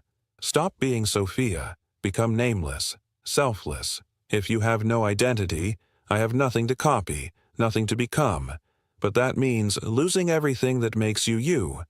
All your memories, all your relationships, all your experiences. You'd be a blank slate, empty. Is that really better than letting me win? I stared at her, at my own face, my own eyes, and I thought about what she was asking. To give up my name, to stop being Sophia, to stop being me. "I need to think," I said. The child smiled. "Take your time, but not too much. You're fading fast, Sophia. Soon there won't be enough of you left to make the choice." She disappeared, and I was alone with the wind and the stars and the chanting of my own name. I told Marcus everything the child had said. He listened in silence, his face unreadable in the darkness. "So we either let this thing steal your identity," he finally said, "or you give up your identity yourself. Those seem to be the options. What about me? If you become blank, nameless, will you even remember me?" The question broke my heart. "I don't know." "Then we find a third option. We fight this thing. How, Marcus? How do we fight something made of air and thought and fear? We don't have weapons that work on that. We don't have any weapons at all. Then we find help. We keep walking until we find someone. There is no someone." The words burst out of me, raw and desperate. We've been walking for days and we found nothing. No roads, no people, no way out. This forest is infinite, or we're trapped in some kind of loop, or we're already dead and this is hell. I don't know anymore, but I know we're not finding help. Marcus grabbed my shoulders. "Then we make it back to the RV. At least there we had walls, had shelter. We figure this out together. A sound cut him off. A sound that didn't belong. An engine. We both froze, listening. There it was again, the distant rumble of a motor getting closer. Through the trees, I saw lights. Headlights, bouncing over rough terrain. "Someone's here," Marcus breathed. "Someone found us." We ran toward the sound, crashing through brush, not caring about the noise. The lights grew brighter, the engine louder. A vehicle, a truck, it looked like, pushing through the forest toward us. "Help!" Marcus shouted. "We're here! We need help!" The truck stopped maybe 50 yards away. The engine idled. The headlights illuminated the trees, creating stark shadows. A door opened and someone got out. It was Dale, the ranger. He stood beside his truck, backlit by the headlights, and even from a distance I could tell something was wrong with the way he stood. Too stiff, too still. "Folks," he called out, "I've been looking for you." We ran toward him, relief flooding through me. Rescue. Finally rescue. But as we got closer, I saw his face in the headlights, saw his eyes. They were too dark, too large, reflecting the light like an animal's. Marcus saw it too and stopped running. "No," he said. "No, that's not—" "I told you," Dale said, but it wasn't his voice anymore. It was multiple voices, speaking in unison. "I told you to stay inside if things got strange, but you didn't listen. You walked out into the wilderness, and the wilderness walked into you." His mouth opened too wide, and that same chanting came out. "Sophia, Sophia, Sophia." The truck's headlights flickered, and in the moments of darkness between, I saw what was really there. Not a truck, not Dale. Just shapes in the dark, writhing shapes that hurt to look at, and somewhere in the middle of them, the child with my face, smiling. "Last chance," the child said in Dale's voice. "Give me your name or I'll take it. Choose, Sophia. Choose now." Marcus grabbed my hand. "Run," he whispered. We ran, back into the forest, away from the thing that wasn't Dale, away from the child, away from everything. Branches tore at our clothes and skin. Roots grabbed at our feet. And behind us, I heard the child laughing, heard multiple voices chanting my name, heard the wilderness itself roaring with something that might have been hunger or triumph or joy. We ran until we couldn't anymore, until our lungs burned and our legs gave out. We collapsed in a heap, gasping, bleeding, broken. And in the silence that followed, I made my decision. "Marcus," I said, "I'm going to do it. I'm going to give up my name." "No, I have to. It's the only way to stop her. You'll lose everything. You won't remember us. Our life. Our love." I know. Tears were streaming down my face. But at least I'll be alive. Something of me will survive. And maybe someday I'll find my way back. I didn't believe that. But I needed to say it. For him. For me. "How do you even do it?" Marcus asked. His voice was broken. "How do you give up your name?" I thought about the child's words. Give up your identity. Become nameless, selfless. But how did one actually do that? How did you stop being yourself? And then I understood. It wasn't about magic words or rituals. It was about belief. About truly, genuinely letting go of the construct we call identity. About releasing every association, every memory, every definition that tied me to the name Sophia. I closed my eyes, and I began. I let go of my childhood, of the little girl who'd skinned her chin falling off a bike. Let go of teenage crushes and college finals and my first job. Let go of meeting Marcus, of our wedding, of late-night conversations and Sunday mornings. Let go of my parents, my friends, my favorite foods and colors and songs. Let go of every like and dislike, every hope and fear, every tiny piece of personality and history that made me who I was. It hurt. God, it hurt worse than anything I'd ever experienced, like tearing out my own soul piece by piece. But I kept going. I had to. I let go of the name itself. Sophia. Such a simple sound. 3 syllables that had defined me for 34 years. I released them into the wind, watched them float away like ashes. And as I let go, I felt something else rush in to fill the void.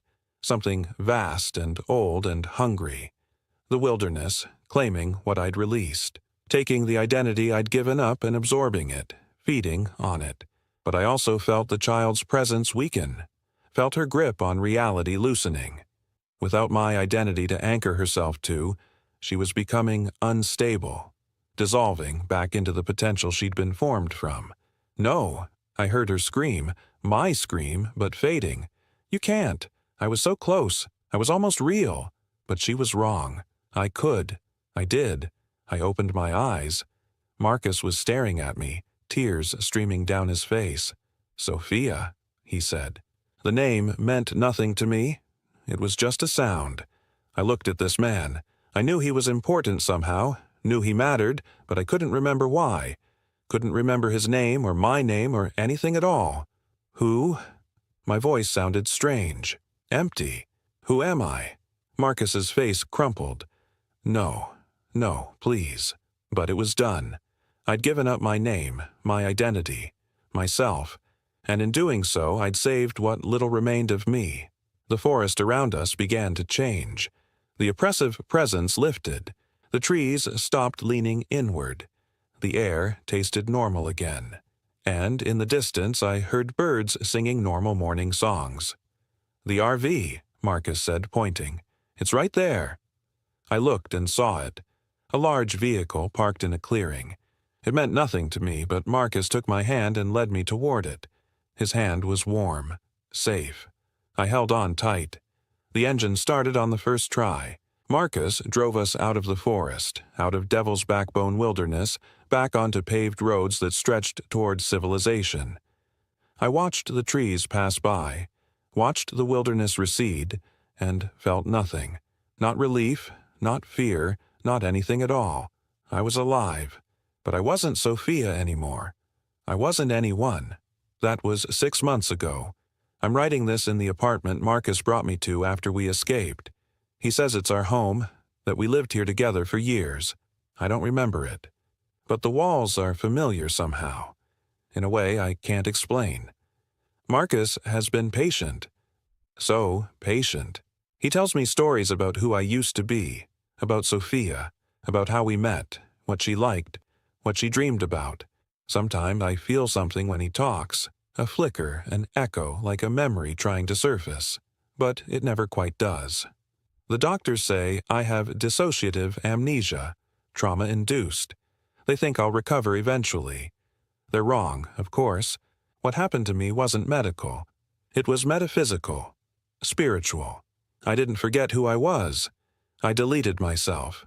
But recently, I've started to notice things. Small things. The way I prefer my coffee. The songs I hum without thinking. The way I arrange the books on the shelf. Patterns emerging, habits forming. A new identity, coalescing out of the void I created. I'm not Sophia anymore. I'll never be Sophia again. But I'm becoming someone. Someone new. Someone without all that history and baggage and fear.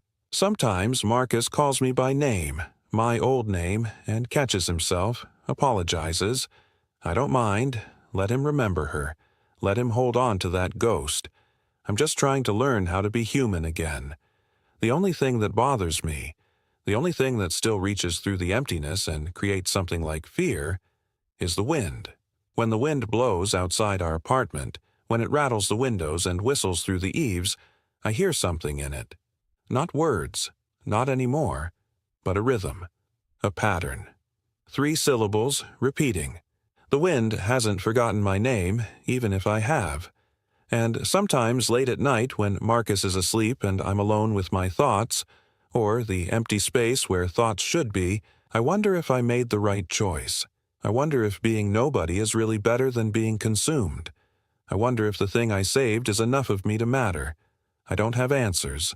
I don't think I ever will. But I'm alive. I'm here. I'm breathing and eating and existing. And every day I become a little more real, a little more solid, a little more myself, even if that self has no name. Even if that self is built on absence rather than presence. Even if that self will always hear the wind chanting something I can no longer remember but can never quite forget. Marcus says we'll never go camping again. I don't know why we would have gone in the first place, but I believe him when he says it, and I'm grateful. Because even without memories, even without identity, some part of me, some deep, primal part, knows the truth. The wilderness is still hungry. The child is still out there. Diminished, but not destroyed. And if I ever set foot in those woods again, if I ever breathe that air and let it breathe me, I'll be giving her another chance to become real, another chance to steal whatever fragile new self I've built. So I stay in the city, stay surrounded by concrete and glass and the noise of thousands of other lives. I avoid nature, avoid forests, avoid anywhere the wind blows too strong or too strange. And I try not to listen when it whispers something that sounds almost, but not quite, like a name I used to know. Story. 4. My name is Isaac. I'm 34. The rocks at Kisatchie National Forest clicked like teeth. I should have known better than to bring the RV down that narrow service road, but Vanessa had been insistent. She'd found the coordinates on some obscure camping forum, a dispersed site deep in the Louisiana wilderness where cell service died and civilization became a memory. We need this, she'd said, gripping my hand across our kitchen table. Just us. No distractions. Her eyes had that desperate quality they'd carried since the miscarriage, and I would have driven us into hell itself if she'd asked. The Kisatchie stretches across central Louisiana like a scar, over 600,000 acres of longleaf pine and hardwood bottomlands. Most tourists stick to the developed campgrounds near Alexandria, but Vanessa wanted isolation. She wanted to be somewhere we could scream if we needed to, somewhere we could fall apart without witnesses. I understood. God knows I understood. Our RV was a 32-foot Winnebago we'd bought the previous spring, back when we still talked about the future like it was something we could count on. The thing handled like a whale on wheels, and as I navigated the increasingly primitive road deeper into the forest, I heard every loose item in the cabinets rattling in protest. Pine branches scraped along the aluminum sides with sounds like fingernails. "How much further?" I asked, squinting at the GPS unit mounted on the dashboard. The screen flickered, the blue location dot stuttering across a blank green space. "Should be just another mile," Vanessa said, studying her phone even though the signal had died 20 minutes back. She'd screenshot the directions, thank God. There's supposed to be a clearing near Bayou Cypress. The guy who posted about it said you could hear the water at night. The guy who posted about it. I wondered now who that had been, what had drawn them to this particular patch of wilderness, whether they'd heard the rocks. I heard them first around sunset, as I was leveling the RV on a relatively flat section of the clearing we'd found. The space was perfect in an eerie sort of way, a rough circle of bare earth surrounded by towering pines, their trunks so thick it would take 3 people linking hands to encircle one. The ground was carpeted with rust-colored needles, and the air smelled of resin and something else, something older and damper that reminded me of root cellars. The clicking started as a sporadic sound, like random pebbles knocking together in the wind. I was on my knees, adjusting the stabilizer jacks when I noticed it. Click, pause, click, click. It seemed to come from the tree line, from the spaces between the massive trunks where the shadows pooled like oil. "You hear that?" I called to Vanessa, who was inside organizing our supplies. She appeared in the doorway, one hand shading her eyes against the low sun breaking through the canopy. "Hear what?" "That clicking sound, like rocks hitting each other." We both stood silent, listening. The forest provided its usual evening chorus, crickets warming up, a distant crow, wind moving through pine needles, but no clicking. I felt foolish. "Probably just thermal expansion," I said. "Rocks cooling down after the sun's been on them all day." Vanessa smiled, but it didn't reach her eyes. Nothing had reached her eyes in months. "Sure, that makes sense." She went back inside, and I returned to my work, trying to ignore the way my hands had started to shake. The clicking came back after dark. We were sitting outside in our fold-out chairs, a small fire crackling in the portable pit between us. Vanessa had barely touched her dinner, foil-wrapped chicken and vegetables I'd prepared at home, and I'd given up trying to make conversation. The silence between us had become its own presence, a third person at every meal, in every room. I'd thought maybe out here, stripped of our normal routines and reminders, we might find a way back to each other. The sound started low, almost subsonic. Click, click, click, click. It seemed to circle us, moving through the darkness beyond our fire's reach. I saw Vanessa's head turn, tracking the noise. "There," I said, vindicated. "You hear it now?" She nodded, slowly. "What is it?" "I don't know. Maybe there's a creek nearby we didn't notice, water moving stones around." But even as I said it, I knew that wasn't right. This sound had a rhythm to it, an intentionality. It would stop for long moments, then resume from a different direction. Click, click, click. Pause. Click. 3 rapid clicks from the north, then a single answering click from the east, like something communicating. "I don't like it," Vanessa whispered. She'd drawn her knees up to her chest, making herself small in the camp chair. The firelight played across her face, highlighting the new gauntness there, the way grief had carved away everything soft. "It's just the forest," I said with more confidence than I felt. "Lots of sounds out here we're not used to. Remember that camping trip we took in the Smokies? We kept hearing this weird hooting and thought it was some kind of owl, but it turned out to be Isaac." She cut me off, her voice sharp. "This is different. You know it is."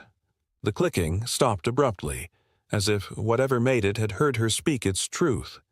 The silence that followed felt worse somehow, expectant and hungry.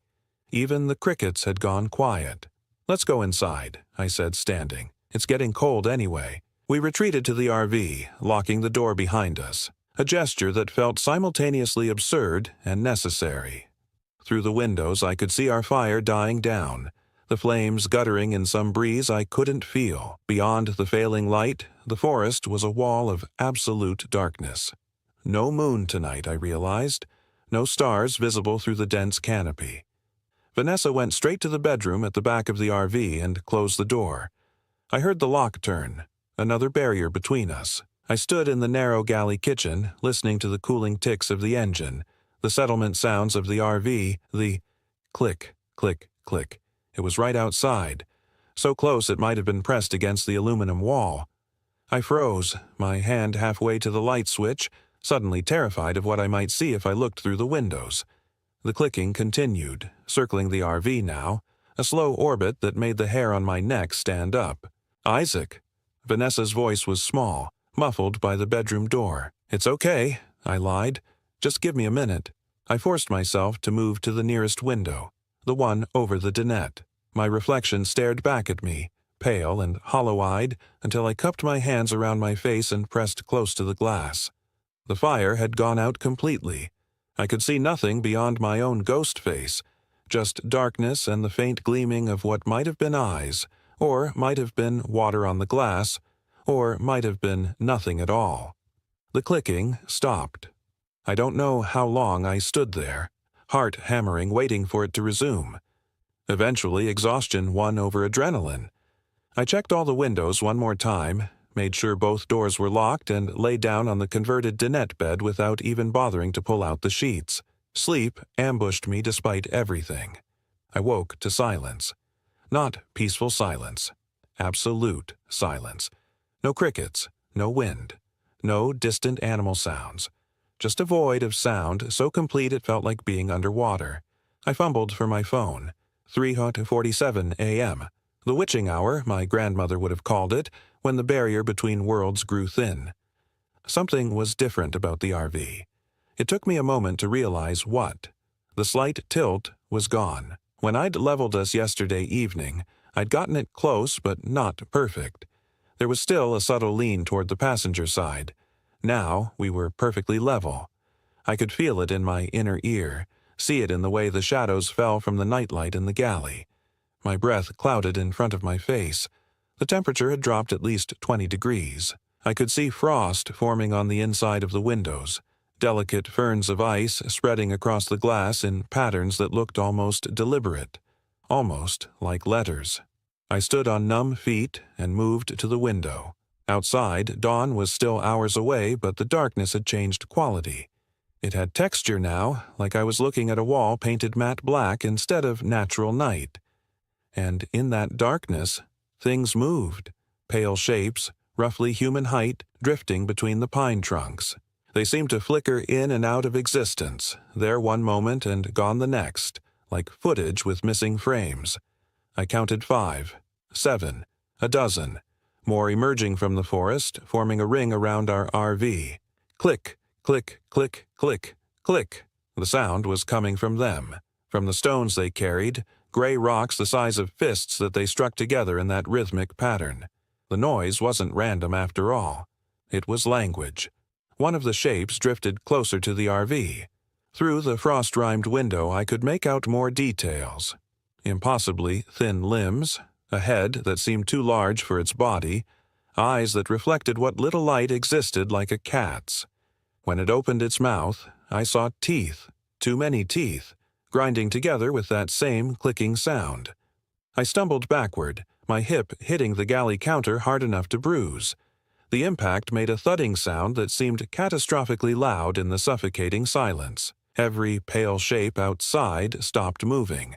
Every head turned toward the RV with synchronized precision. Then they started clicking faster. The rhythm accelerated, became urgent. More shapes emerged from the forest, and I realized with dawning horror that we were completely surrounded. Dozens of them, maybe hundreds, all striking their stones together in a crescendo that sounded like applause, like laughter, like teeth. "Isaac!" Vanessa's scream cut through everything. "Isaac, there's something in here." I ran to the bedroom, threw my shoulder against the locked door. "Open up! Vanessa, let me in." "I can't. There's something." I heard her struggling with the lock, heard the wet sound of her panic breathing. Then the door flew open and she crashed into me, nearly knocking us both down. Her face was sheet white, her pupils blown so wide her eyes looked black. "In the mirror," she gasped, pointing back into the bedroom. "I saw it in the mirror." The bedroom was empty. The small mirror mounted above the dresser showed only the reflection of the bed, the curtained window, the open door where we stood. But the glass had changed. Frost covered it in spiderweb patterns, and beneath the frost, shadows moved independently of any light source. As I watched, a face pressed against the mirror from the inside. Not our reflection, something else, something with too many teeth, with eyes that clicked and ground like stones. I slammed the bedroom door shut and dragged Vanessa toward the front of the RV. "We're leaving, now." "We can't. We're leaving." I practically threw her into the passenger seat and scrambled behind the wheel, hands shaking so badly I could barely get the key in the ignition. The engine turned over with agonizing slowness, and for one terrible moment I thought it wouldn't start at all. Then it caught, roaring to life, and I threw the transmission into drive. The RV lurched forward maybe 10 feet before grinding to a halt with a shriek of metal. I gunned the engine and it screamed in protest but didn't move. Through the windshield I could see them.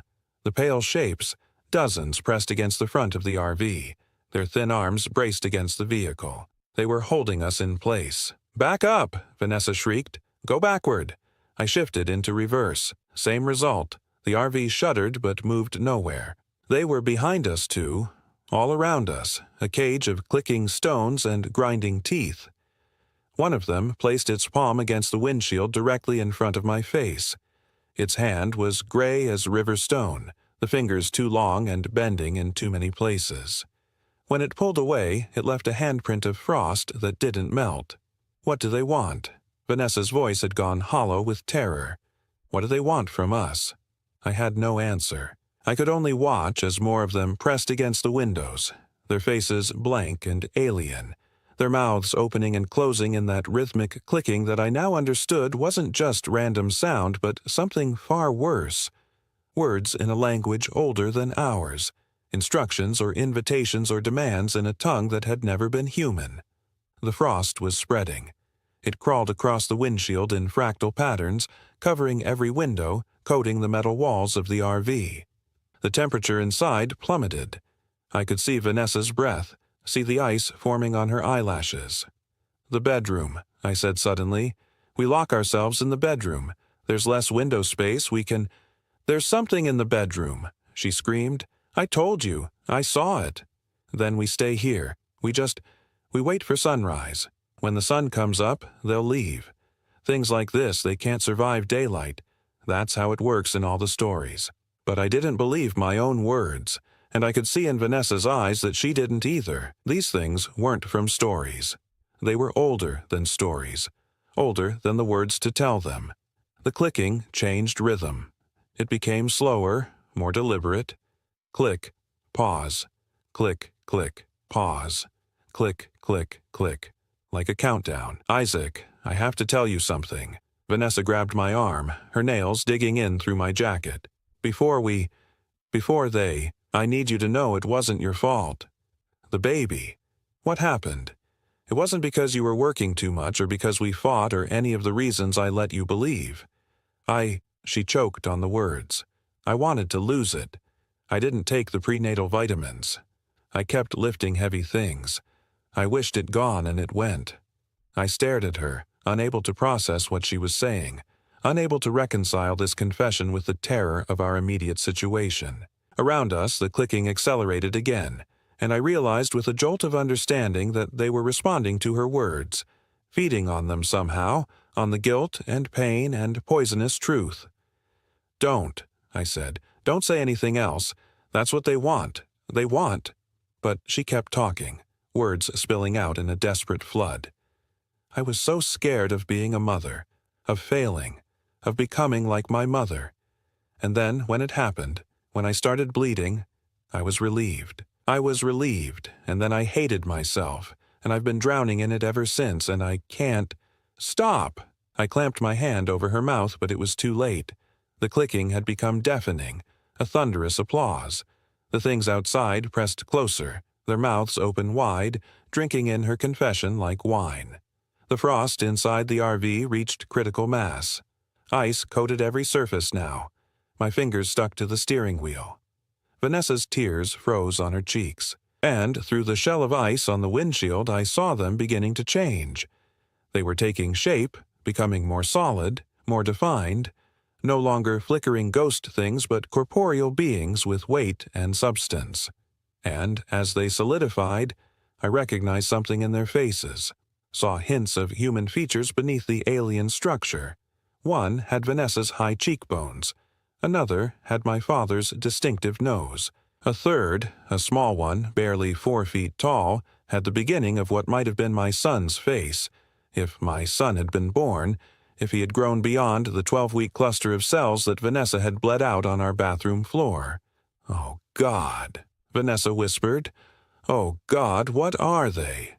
I understood then, with the terrible clarity that comes with true horror. They weren't aliens or monsters or demons. They were the never-born, the potential that never was, the ghosts of every child never conceived or carried to term in these woods across centuries of human presence. Native American burial grounds, pioneer graves, forgotten tragedies, all of it concentrated here, in this place where the barrier between what is and what might have been had grown thin. And we had brought them an offering. We had brought them our guilt, our grief, our never-born son, and they were claiming him. The smallest one, the one with the hint of my son's face, pressed against Vanessa's window. Its hand, no bigger than an infant's but made of stone and frost, reached through the glass as if it were water, reached for Vanessa, reached for its mother. "No!" I threw myself across her, covering her body with mine. "You can't have her. You can't—" The hand touched my face. It felt like being plunged into Arctic water, like dying, like being unmade at the molecular level. I felt myself starting to come apart, felt my warmth draining away, felt my substance thinning into something less than real. And then Vanessa was screaming, really screaming, a sound I'd never heard her make before. She shoved me aside with strength I didn't know she possessed and grabbed the thing's hand. "I'm sorry," she screamed at it, at them, at all of them. "I'm sorry I didn't want you. I'm sorry I wished you gone. I'm sorry, I'm—" Light exploded through the RV. Not natural light, something else, something that burned like phosphorus, that seemed to come from Vanessa herself. She was glowing, incandescent with grief and guilt, and a mother's love that had arrived too late but arrived nonetheless. The thing that might have been our son pulled back from the light, and I saw something flicker across its stone face. Surprise, maybe, or recognition, or pain. The clicking stopped. All of them stopped, frozen in postures of reaching, of hunger, of need. And then, like snow melting in fast forward, they began to dissolve. First, the small one, the one that had reached for us, its face blurring back into abstraction before disappearing entirely. Then the others, one by one, fading into the darkness as the unnatural light pouring from Vanessa drove them back. When the last of them vanished, the light went out. Vanessa collapsed in the passenger seat, gasping for breath, her face slack with exhaustion. The frost on the windows began to melt. The temperature slowly climbed back toward normal. Outside, through the clearing windshield, I could see the faint gray light of approaching dawn. We sat in silence for a long time, listening to our own breathing, to the gradual return of natural forest sounds. A bird calling, the rustle of wind in pine needles. I wanted to ask her how she'd done that, what that light had been, but I was afraid of the answer. Afraid that if we spoke about it, we'd have to speak about everything else. "We should go," I finally said. My voice came out hoarse, barely recognizable. Vanessa nodded without looking at me. I restarted the engine. It turned over easily now, like nothing had happened, and began the slow process of backing out of the clearing. The RV responded normally, no invisible hands holding us in place. As we bumped over the rough ground toward the service road, I glanced in the side mirror one last time. The clearing looked ordinary in the growing light. Just a circle of bare earth surrounded by pines. But the ground was different than I remembered. It was covered with stones now, gray rocks the size of fists, arranged in concentric circles like a spiral leading inward. Or like the rings you'd see on a tree stump, marking years of growth. Or like a target.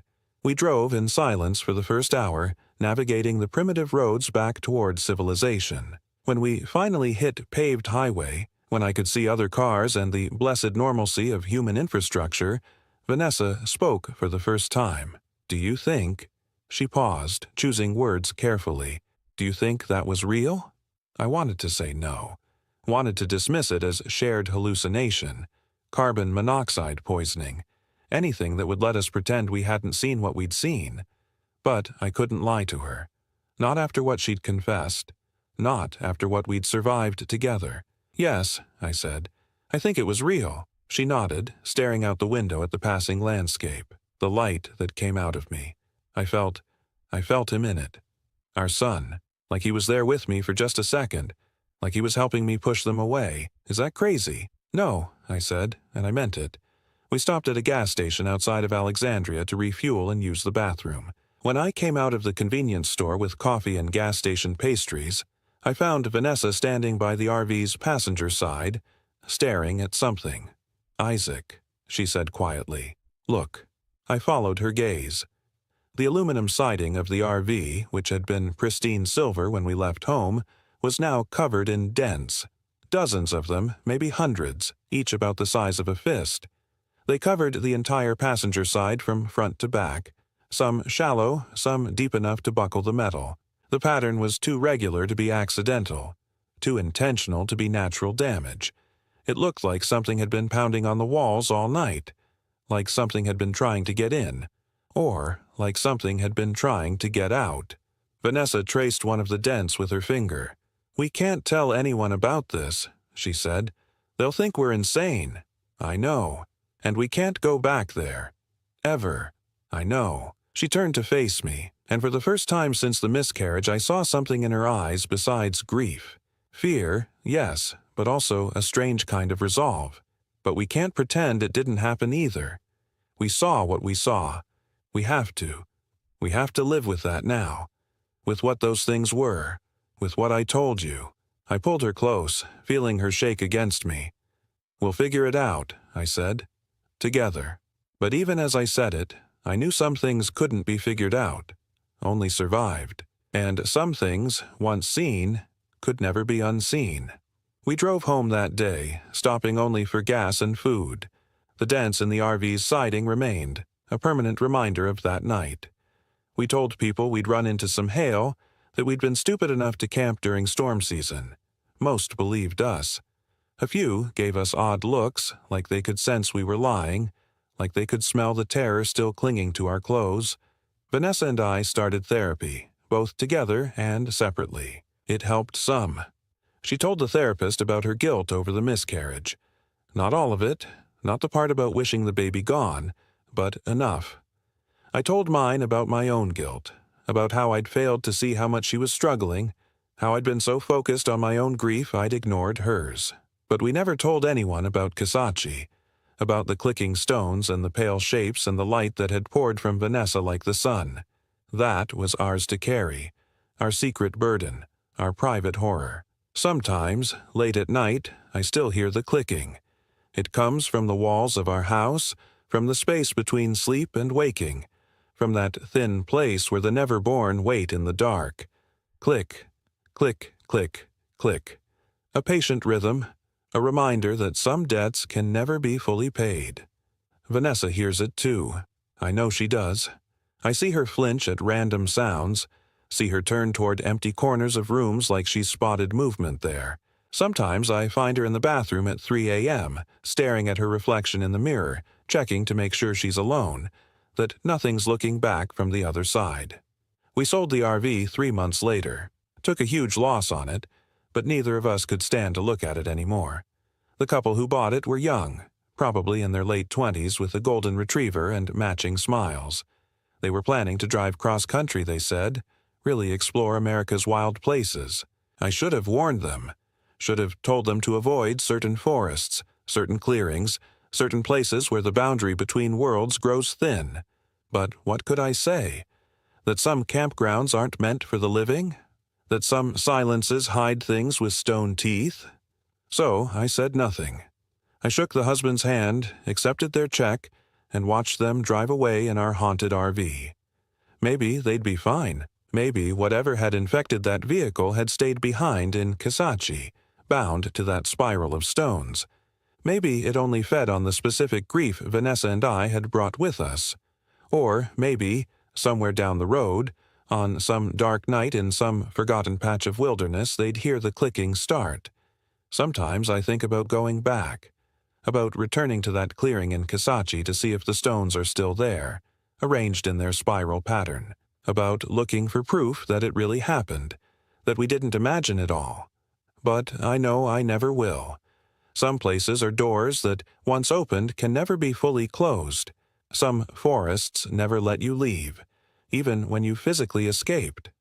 The thing that haunts me most isn't the creatures themselves or even that terrible night of terror. It's the small one, the one that reached for Vanessa with infant hands. Because when I close my eyes, when I let myself really remember, I can see its face with perfect clarity. And it looked exactly like the ultrasound photo we'd kept on our refrigerator for those brief, hopeful weeks before everything went wrong. Our son. Not the potential of our son, not the ghost of what might have been, but him, fully formed, fully real, reaching for his mother from the other side of existence, reaching and being refused, pushed away by the same light that had saved us. I wonder sometimes if Vanessa understands what she did when she summoned that light. If she realizes that she rejected him twice, once in the womb and once in that clearing, when he'd finally found a way to reach her and she'd burned him away like morning mist. I wonder if that's what the clicking means. Not a threat, but a question, asked over and over in a language we're not equipped to answer. Why? Why didn't you want me? Why wasn't I enough? I wonder if we'll ever stop hearing it. Vanessa says she wants to try again, to get pregnant, to have another baby. She says it with a brightness in her eyes that scares me, a manic edge that wasn't there before Kisachi. She says this time will be different, that she's ready now, that she understands what she threw away. But I've seen what's in her mirror when she doesn't know I'm watching. I've seen the small pale shape that stands behind her sometimes, its mouth opening and closing in that familiar clicking rhythm.